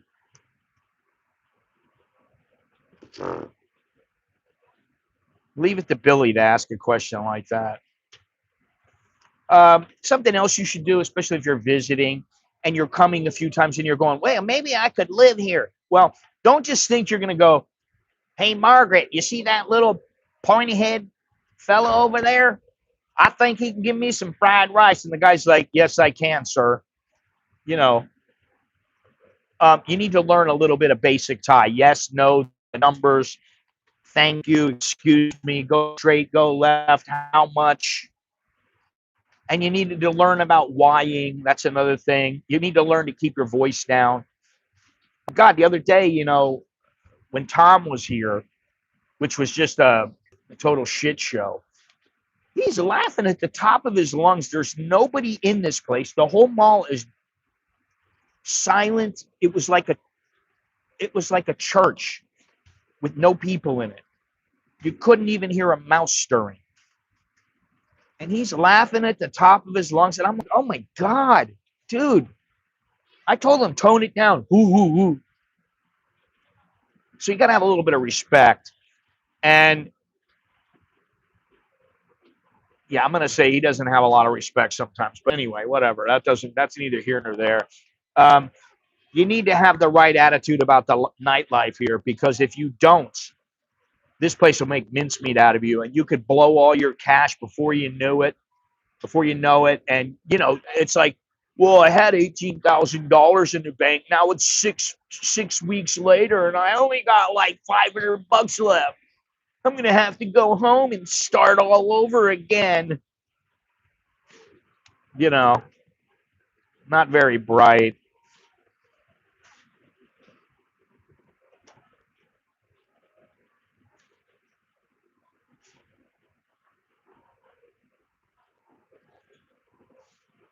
They will cancel your Social Security after 6 months. If you tell them you need to submit a proof of life form, so keep your mouth shut about Social Security. That's my point. You don't need to say anything.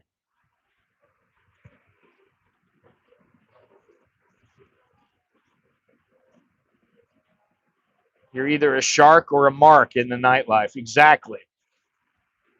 Listen, and I hate to say this, I don't need to be mean to the women in the nightlife scene, but I can be very direct. And, I would be sitting there in a bar. What is that bar out? I don't know if it's still there now. I think it is. It's the bar right outside. Well, no, it's not, because Hooters took over it. It's where Hooters used to be. There used to be a bar there, right outside of Nana, not a hotel. And I would go in there. I mean, I just went in to get a drink, and most of the time I'm drinking Red Bull or something. It's hot, and I'd be like, I need to cool off. The girl would go, oh, you want a cold cloth? Yes, I do. They give me the cold cloth, and they would, pop it, and then they would start to come, and I go, no, give me that myself. I'll wipe myself down. Then they come over, they want to give a massage, and I'd be like, no, vamos. You don't need to give me a massage, honey. I don't want to give one. Now, if she was hot, that would be a different story. Maybe I would be like, okay, give me a massage. I'll give you $100 tip or something, whatever it is. But if, she was some old lady, I'd be like, hit the road, Jack. You got to go. We're all not a mark. I'm not a mark. I'm not even anywhere near a mark. I don't care enough to be a mark, quite frankly. She can be the hottest chick, and I can be like, wow, she's really hot. And I can be like, but that doesn't mean jack shit. Club Eden's not even around anymore.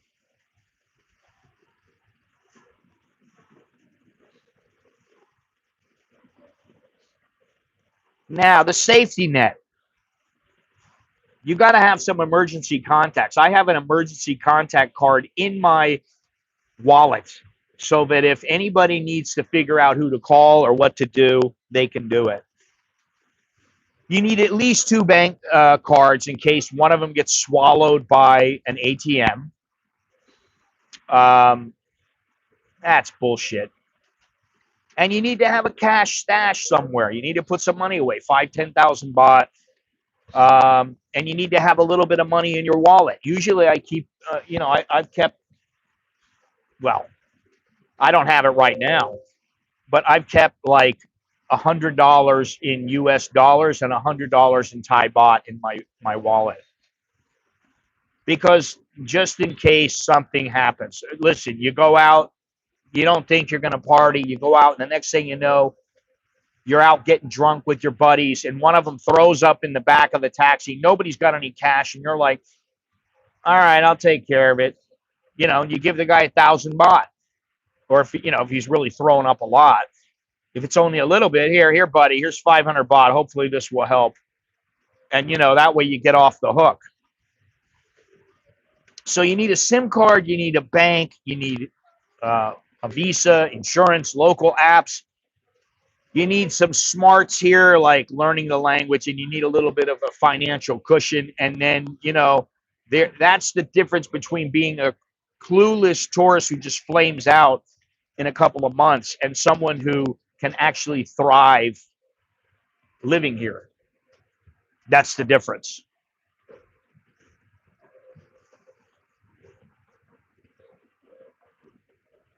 Eden Club has not been open. I don't know, when did the Eden Club close? Let me see here.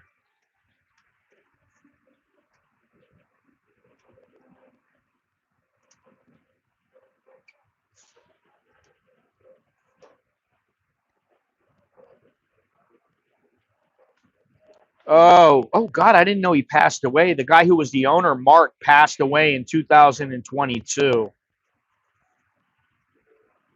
I did not know that.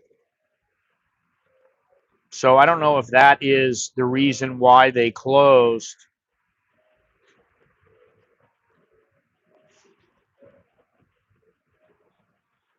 No, it was closed in 2021.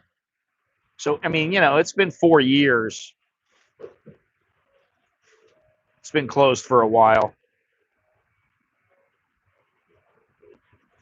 Good place. I've been there.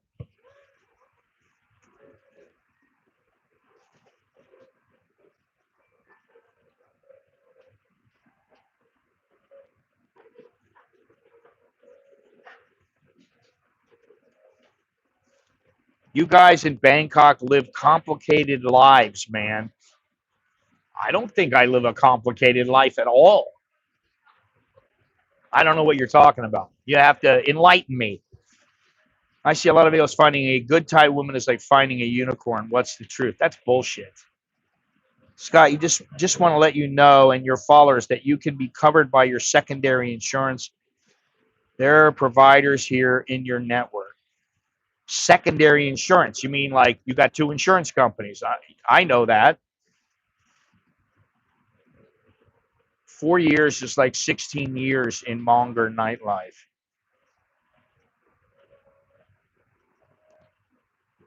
I don't think that finding a good woman is like finding a unicorn. I think finding a good woman anywhere takes some smarts. And it takes somebody who's patient. They don't just jump at it.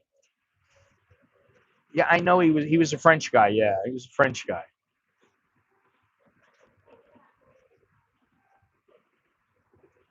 You got to have some smarts. You got to have some patience.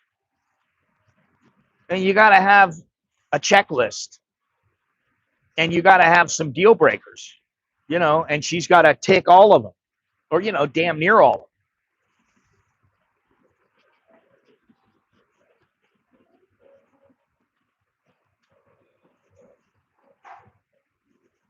Keeping $100 US around at all times seems weird to me. Um, why would that seem weird? $100 is not much money. And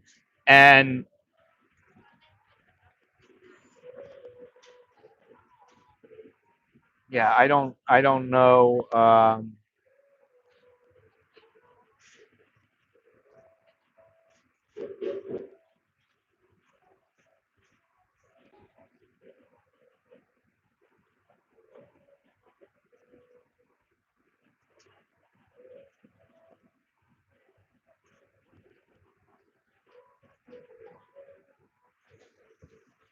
You keep $100 around just in case you need it.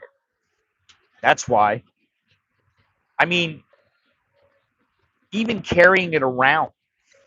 What happens if something happens and you're out and you need that $100 for something? Listen, you give $100 bill to somebody, most of the time they're going to accept it. Hey, I know I owe you 2,500 baht for this, and I thought I had the money, but for some reason I don't have it. But guess what? I got $100 bill. It's just this is something that should be in your carry-all. You should always have some cash. I mean, it's that simple. Like I said, lots of these people have little money. What? Wait a minute. What? B because BS New York Empire plan. I don't know what that means. Takes a bit of foresight. Too much for chat, but keeping $100 seems weird. Yeah, I don't understand that. I didn't think the wood bar was on soy 7. Oh, it is on soy 7. Okay. I didn't know it closed down, and to me, it doesn't make one bit of difference. I don't care. What does it care? Why do I care? Tell me that. Why? $100, $100 is nothing, my friend. I mean, seriously.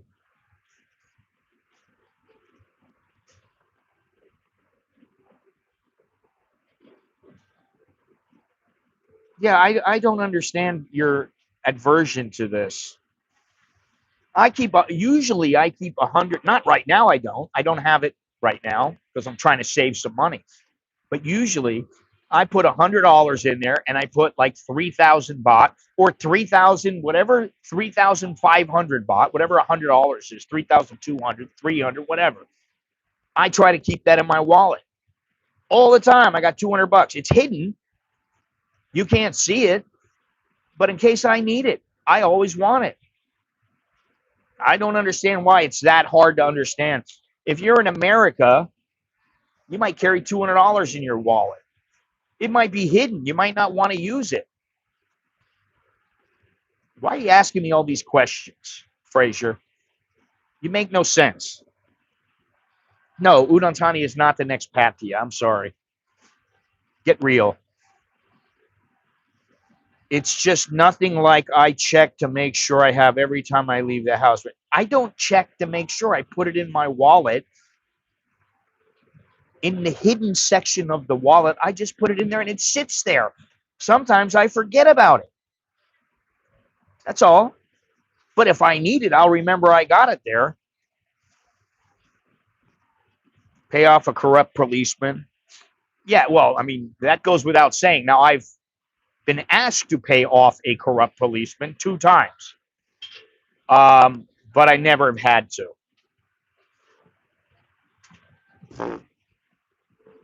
Mike, it has nothing to do with paranoia. It's about preparation. I think you should check and look to see what kind of everyday carry you should use or you should have. And usually the money is something that you always carry. I mean, listen, if I carry $100 on me and I decide, oh, you know what? I think I'm going to go to Singapore, or I think I'm going to go to Malaysia, or I'm going to go to Cambodia. Guess what? I got the $100 in my wallet. If I need to exchange it, I can exchange it right there at the airport. I don't have to go to the ATM. I don't have to do any of that bullshit. I don't have to worry about it. I can do that later.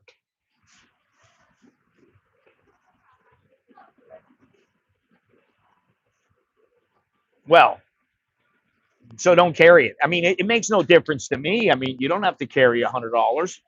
I think it's a smart thing to do. And, if I lost it, it wouldn't bother me that much. I'd be like, damn, I lost that $100. That sucks, but that's it.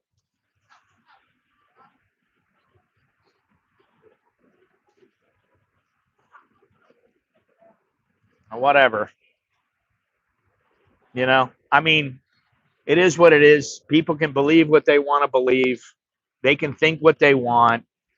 And yeah, quite frankly, I mean, what if I go to buy, this is just an example. I'm somewhere in Pattaya. I want to buy some seafood. I go to the seafood thing and I go, let me just scan your QR code. Oh, we don't take QR here. What? You don't take QR? You take transfers? No, we don't. Cash only. Oh, well, how much is it? That'll be 1,200 baht, sir. Here you go. Here's my cash. I got 3,000 baht in my wallet. I got $100 in my wallet, whatever.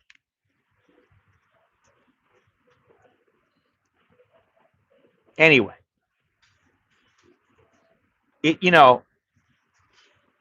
yeah, but that's your life. That's not everybody else's life.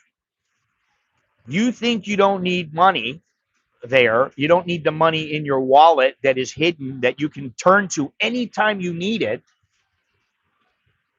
Okay, I mean, I understand. Maybe you don't spend that much in cash. Maybe you're not spending all that much every month. It doesn't really matter. But for me, I like to know I have that money. That's all. That's all it is. It has nothing to do about being paranoid or thinking I'm a big spender or anything like that. It's not. It's none of that. So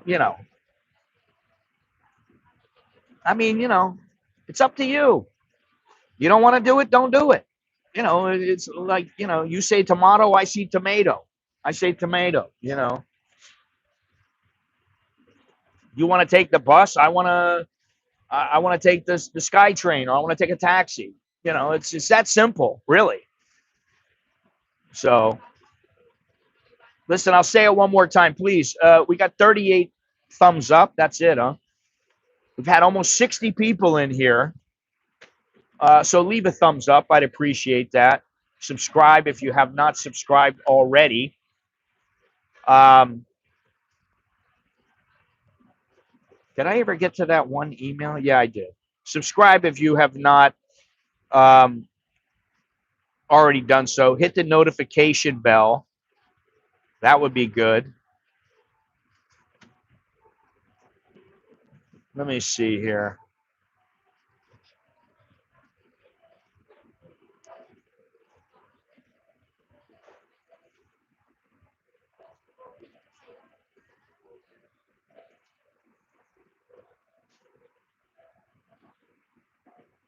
Lots and lots of negative comments.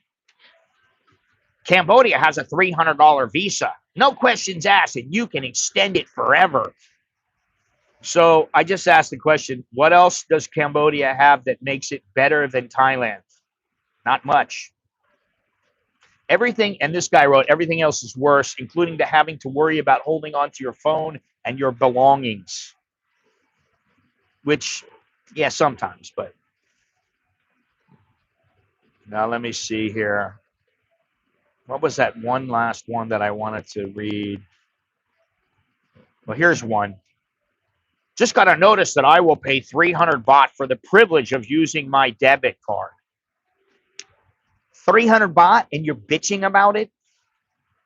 I believe that's the yearly charge. They charge 200, 300, or as much as 800 baht for some cards. I have accounts with 5 banks, 7 accounts.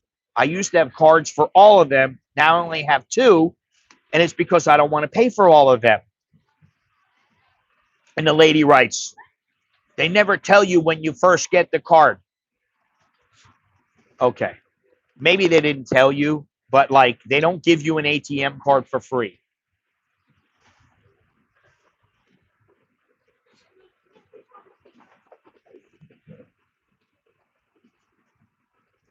Let me see here. Banks are bankrupt. Don't leave too much money in them. You see what I mean? Let's see here.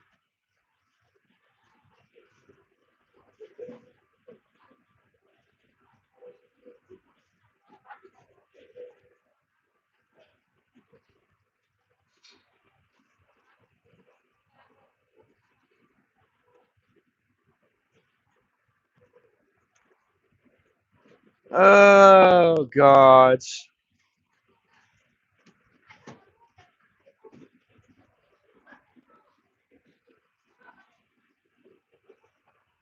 Why don't people get an American bank account, Americans, that allows free ATM withdrawals and just use cash and credit cards and no foreign transaction fees?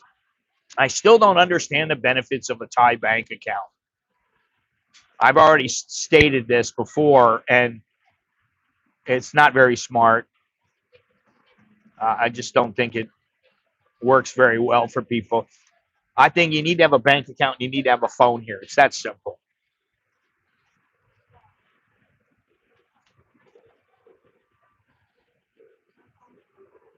Oh, here's a guy. I really wanted to move to Thailand, but the changes and the rate of changes has made me change my mind. I'm going to look at some countries in Europe. It's Thailand's loss.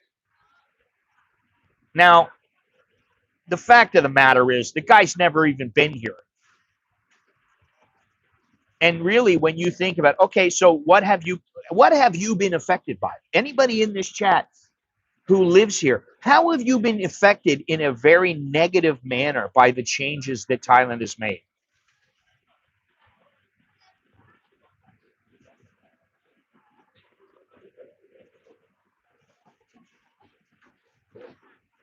I'd like to know that. All right, I can't find this freaking this thing that I was looking for. Okay, now here's a guy, and he's just complaining a little bit. I also got a text. I'm supposed to bring my passport and supporting documents required for identification and verification, but the bank doesn't say what those might be. This branch customer service is always a 2-hour wait. So they want me to drive across town, wait 2 hours, and then possibly be told I didn't bring everything they need. Come back soon.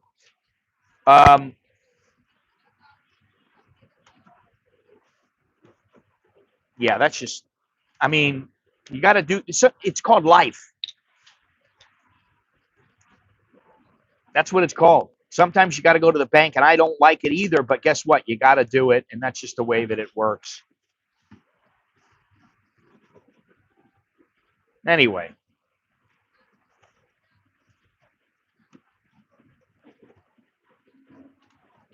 Okay, here's another one.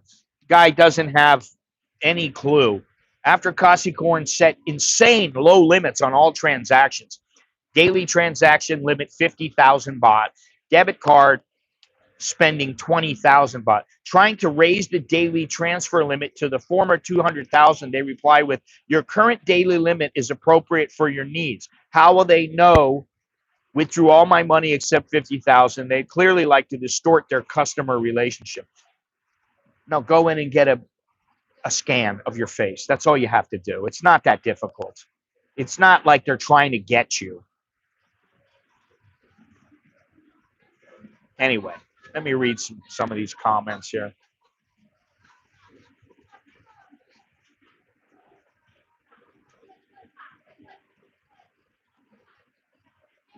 Darn it.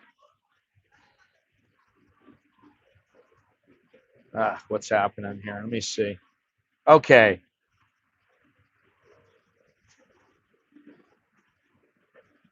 Mike, we are not an Nissan, man.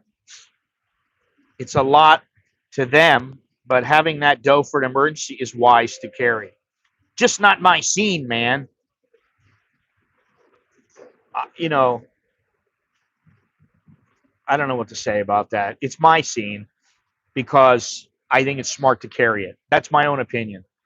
I carry a tourniquet everywhere. There's a first aid kit in my bag, a SAM splint. Carry what you want to carry. Listen, I wish I could carry a tourniquet. And I may in the future start doing that. I don't know. This chick comes in here. She's a little chubby, but she always comes in here wearing her little tights for the gym, and she smells like so good. She smells so clean. Too bad she's not fine, but you know, she smells great all the time. I get it. It's been a lot of years since I lived in Bangkok, and I do remember the $20 bill back in my wallet in the 90s. Cambodia, no license needed to drive a 125 or smaller scooter. They also drive on the correct side of the road. No need to convert your US dollars. There are some positives. I understand there's some positives. What I'm saying is, overall, it doesn't match up with Thailand, period. Thought you were living in Thailand. Nah, I left. Why? 300 baht. I worship my Thai account as a tourist already, let alone when I become an expat. Well, hopefully they won't close your bank account because you're a tourist. And that's why I never close any of my accounts, and I always put money in them. Every place is changing, always has been. What a lame excuse. Yes, doesn't take much for people to give up. That's the thing. People tell me, oh, you're such a survivor, dude. And I'm like, wait a minute.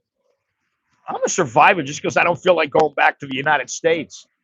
And if I did go back, I wouldn't be living like I live here. And then I'm like, well, if I was going to go somewhere else, well, yeah, what about my wife and kids? I'm not going to leave them behind. Well, I'm going to go live in Cambodia for a couple of years and you can come visit me. It's not going to happen. At the very most, some things are annoying. Yes, an annoyance. No deal breakers so far. Can always come back here and deal with the DMV. That doesn't worry. That doesn't bother me one bit. You go take a class, you take the test in the class, you got yourself a license. Easy. I'll worry about what ifs when it comes up. It's part of being an adult. Yes. If you live in Thailand, you need to be flexible. What is this? And not stress about stuff, even though it can be illogical. Well, this is Thailand, just like this is Africa or whatever. They do things a different way. It's not your way. This is the Thai way, man.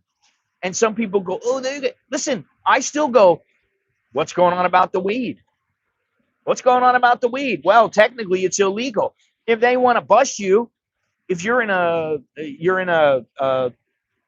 club and you got weed in your system, they can arrest you. Guess what? If you don't have a prescription, they can arrest you. But it is what it is. They're handling things how they always handle it, rather ineptly, if you ask me.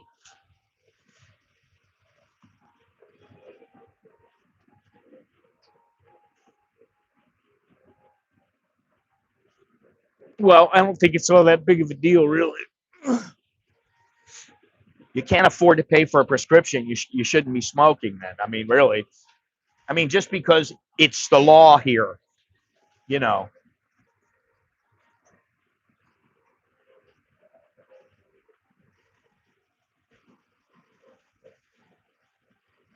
I got grandfather for now. I got a medical card and RX I burn all day. No smoking in Amsterdam if on transfer.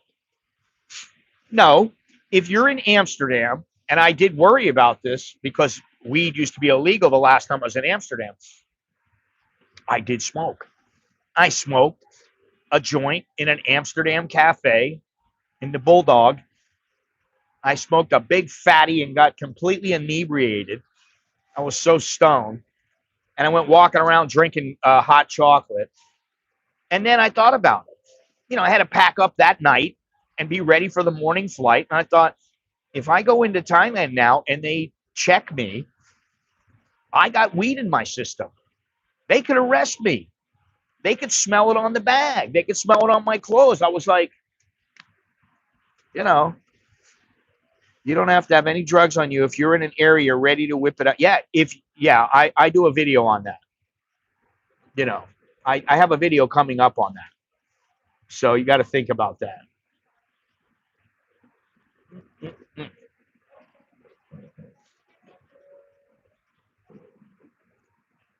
Anyway, let me shut this down here. We're a little over 2 hours.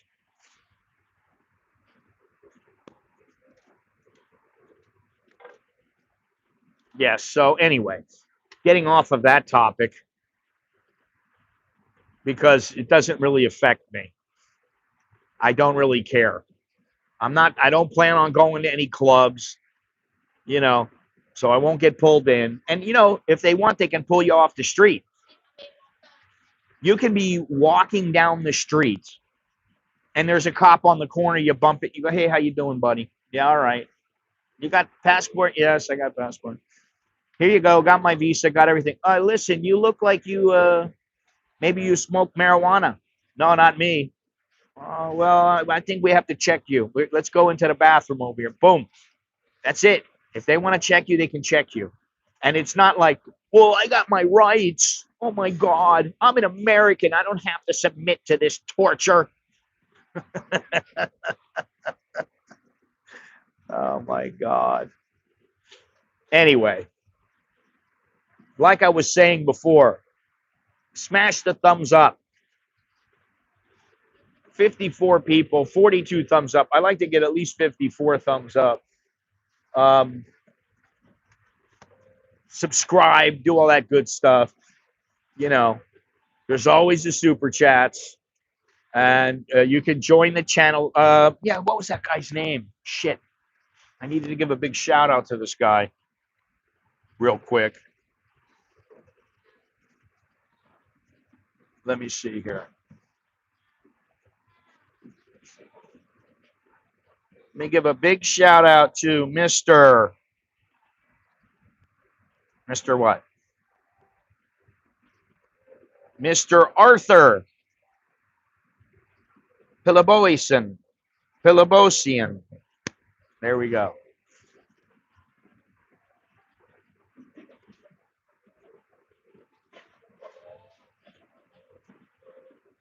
I hate piss test. Army scarred me. The eyeball, they all ball you while you piss in a plastic bottle. They can identify. Well, I didn't say I needed 100% thumbs up. I said nothing about that. All I did was say click the thumbs up. If I got 50 people in theory, you should have 50 thumbs up. But that doesn't always happen, you know. And the thing is that 50 people come in. That doesn't mean that that's all that came in. There might have been 300 people that came in, but they're all at staggered points in the stream. Oh my God. I've seen a lot of things in people watching here, and some of it ain't pretty. Let me tell you. Some of it is just not pretty.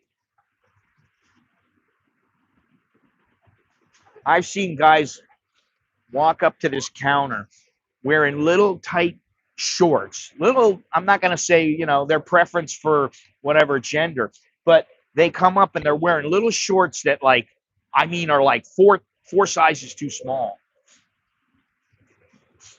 And they have a shirt on just like the guy that walked by a few seconds ago. Their belly's hanging out. You can see the bottom, like 3 inches of their belly. And it says, I'm single. And all I do is laugh. It just makes me laugh. I got some stories about military. Well, I was in the military. I know. I always got picked for random P tests. Think it was always came. Thankfully, it all came back clean. Yeah, well, we had piss tests in the boxing gym, and guys were always getting bit. You'd always find a couple guys that had been smoking yaba or something like that. That was the big one. They were smoking yaba.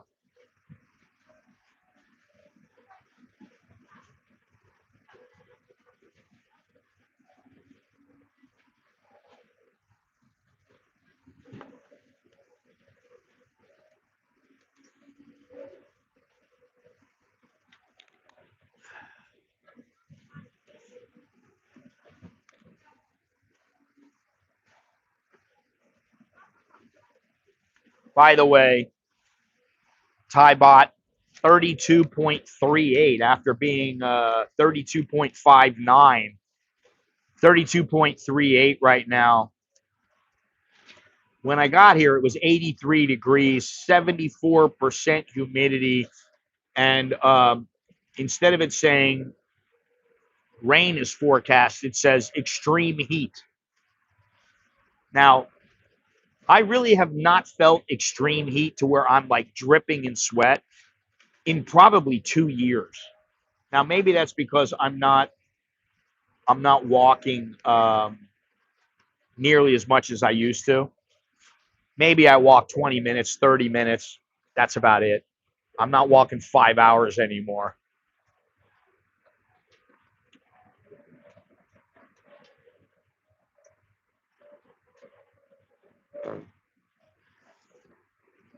This'll cure it. I won't get in trouble. Yeah, sure. Well, it's something to worry about here. But the bottom line is don't be a douchebag when you come here. And by being a douchebag, it doesn't mean you're not allowed to question things, but do it in a nice manner. Don't come here spouting off and loud and air. Well, I don't understand why you do it this way. You don't have to act like that. You go, oh, wow, that's different. I've never seen that before. That's how you do it here? Yes. Why is that? I'm just curious. Okay, nobody's going to say anything. You know, it's like when you get into a taxi and the taxi driver goes, so you love Thailand? You let the guy think you love Thailand, whatever. I mean, I usually tell them straight. Well, sometimes I love it, sometimes, that's the truth. Because I think that's how most people are. They love their country. Listen, I love America. It's my country. Say what you will about it. It doesn't mean I agree with everything. It doesn't mean I have to like everything. Well, it's the same way here. Very simple. It's so simple, and I don't understand why people, if you don't like it, go back home. Listen, if you got a problem because you got to go and scan your face to be able to transfer a bunch of money, I know it's overkill. I know they don't, to me, it seems like they really don't need to do some of these things, for your protection. It's always under the guise of being for your protection. I don't like that. But there will be a time when I don't need to use their facilities all that often. And I'm already making the transition. So, we'll see what happens. A lot of people here now. I got to go to the grocery today. And I got to do something with Bangkok Bob's. And my wife said to me yesterday, I got to buy some of those burgers for the kids. I'm like, how many are you going to buy? Because if it was like one pack, I go, I'll get it. She's like, no, I need like 2 or 3 packs. I'm like, that's like $50, man. You're going to buy $50 a burger? She's like, yeah, because I can just fry them up, in the air fryer. And then she wraps them up, boom, meal prep. Throw them in the refrigerator. The kids grab them. They heat them up, 30 seconds. They got food. Whatever. I have some minced lamb and a bell pepper back at the house waiting for me when I go back. And some Greek yogurt and some zucchini and I think some mint tea.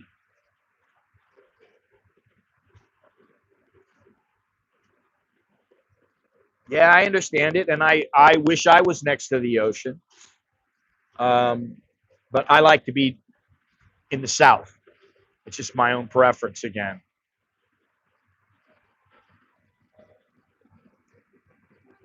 Yeah, I've been to those before. I like meat in a bell pepper also, but this is lamb meat, and I got lots of it left, so I'm like, all right,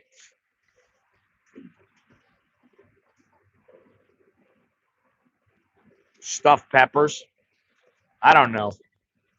I know that me and my wife are going to spend some money at Bangkok Bob's this week, and it's going to have to last me for the rest of the month and for some of next month. Which fortunately, they sell those cans of mackerel. They're fantastic. I'm getting addicted to them. They're like either in the mall here, they're on sale for 99 baht or they're 109 baht. They have sardines also, but they're not as good as the mackerel in my opinion. So the cheapest you'll get them is 99 baht. Now, if you buy 12 of them online from Shopee, you get them at 70 baht each. I'm like, you save almost a buck per each one. You save like $12, $10. So I'm like, I guess I'll have to do that. I haven't had a good chili relleno. It's been years. Quite honestly, it's been years since I've had a chili relleno.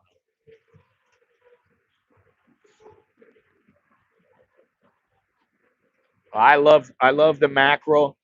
I like the sardines. I got to get some walnuts. And I need some. I can't bring. You cannot bring yogurt on a plane because they view it as a liquid.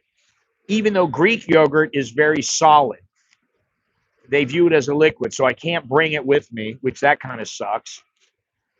But I'll bring some burgers. I'll bring some fish, probably some cooked fish. I'll bring the canned mackerel, and I'll bring some walnuts, and maybe I'll bring some protein, some good protein bars, some really good protein bars. And that should be enough for me. I'll be able to stay on point when I'm down there.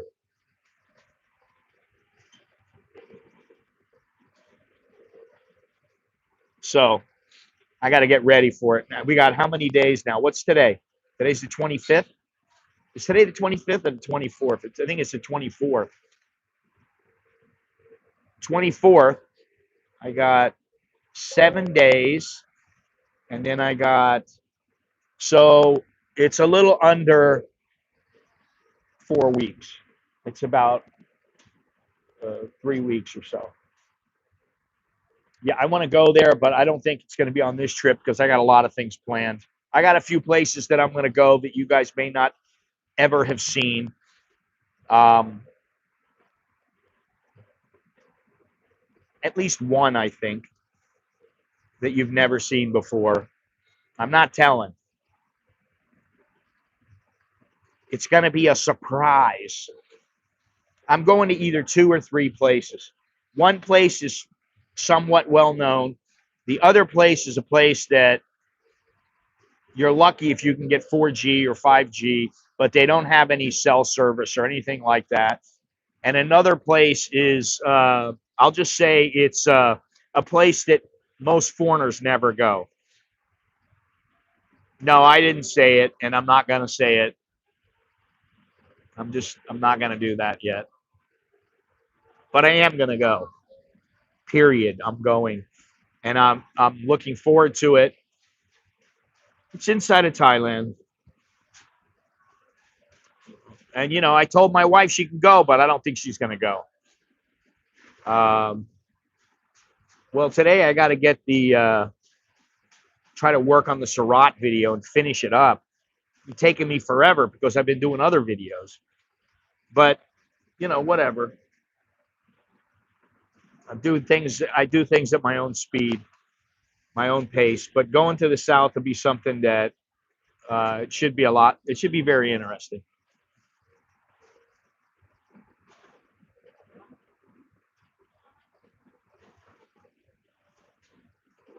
Anyway, all right. Well, God, my shoulders just killing me. I think that's about that. That'll about wrap it up. I don't need to go there. Come on.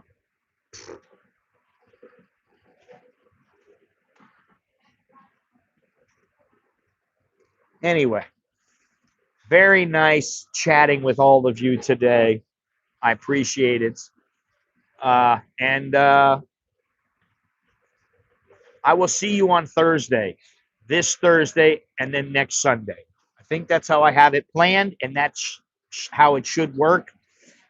And then I have to plan after that, plan next month, plan on my trip, where I'll be and what I'll be doing, and see what I want to do. But at least I'll be in some areas that are very different and that I can have a really good time. Thank you. Thank you very much.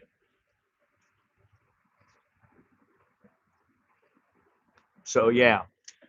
Anyway, that's all I have. So, until next time, I'm Scott. I'm an American. Right now, I'm in Bangkok.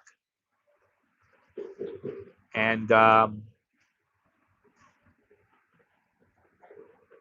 that's all I have. I hope you got something out of this stream. And I'll talk to you all later this coming Thursday. So, take care and choke di leo jakan mai. Dule di. Take good care of yourself and don't do anything stupid. Be smart, and I'll talk to you all later. Okay, see you all. Everybody, ciao. Bienvenido. Adios.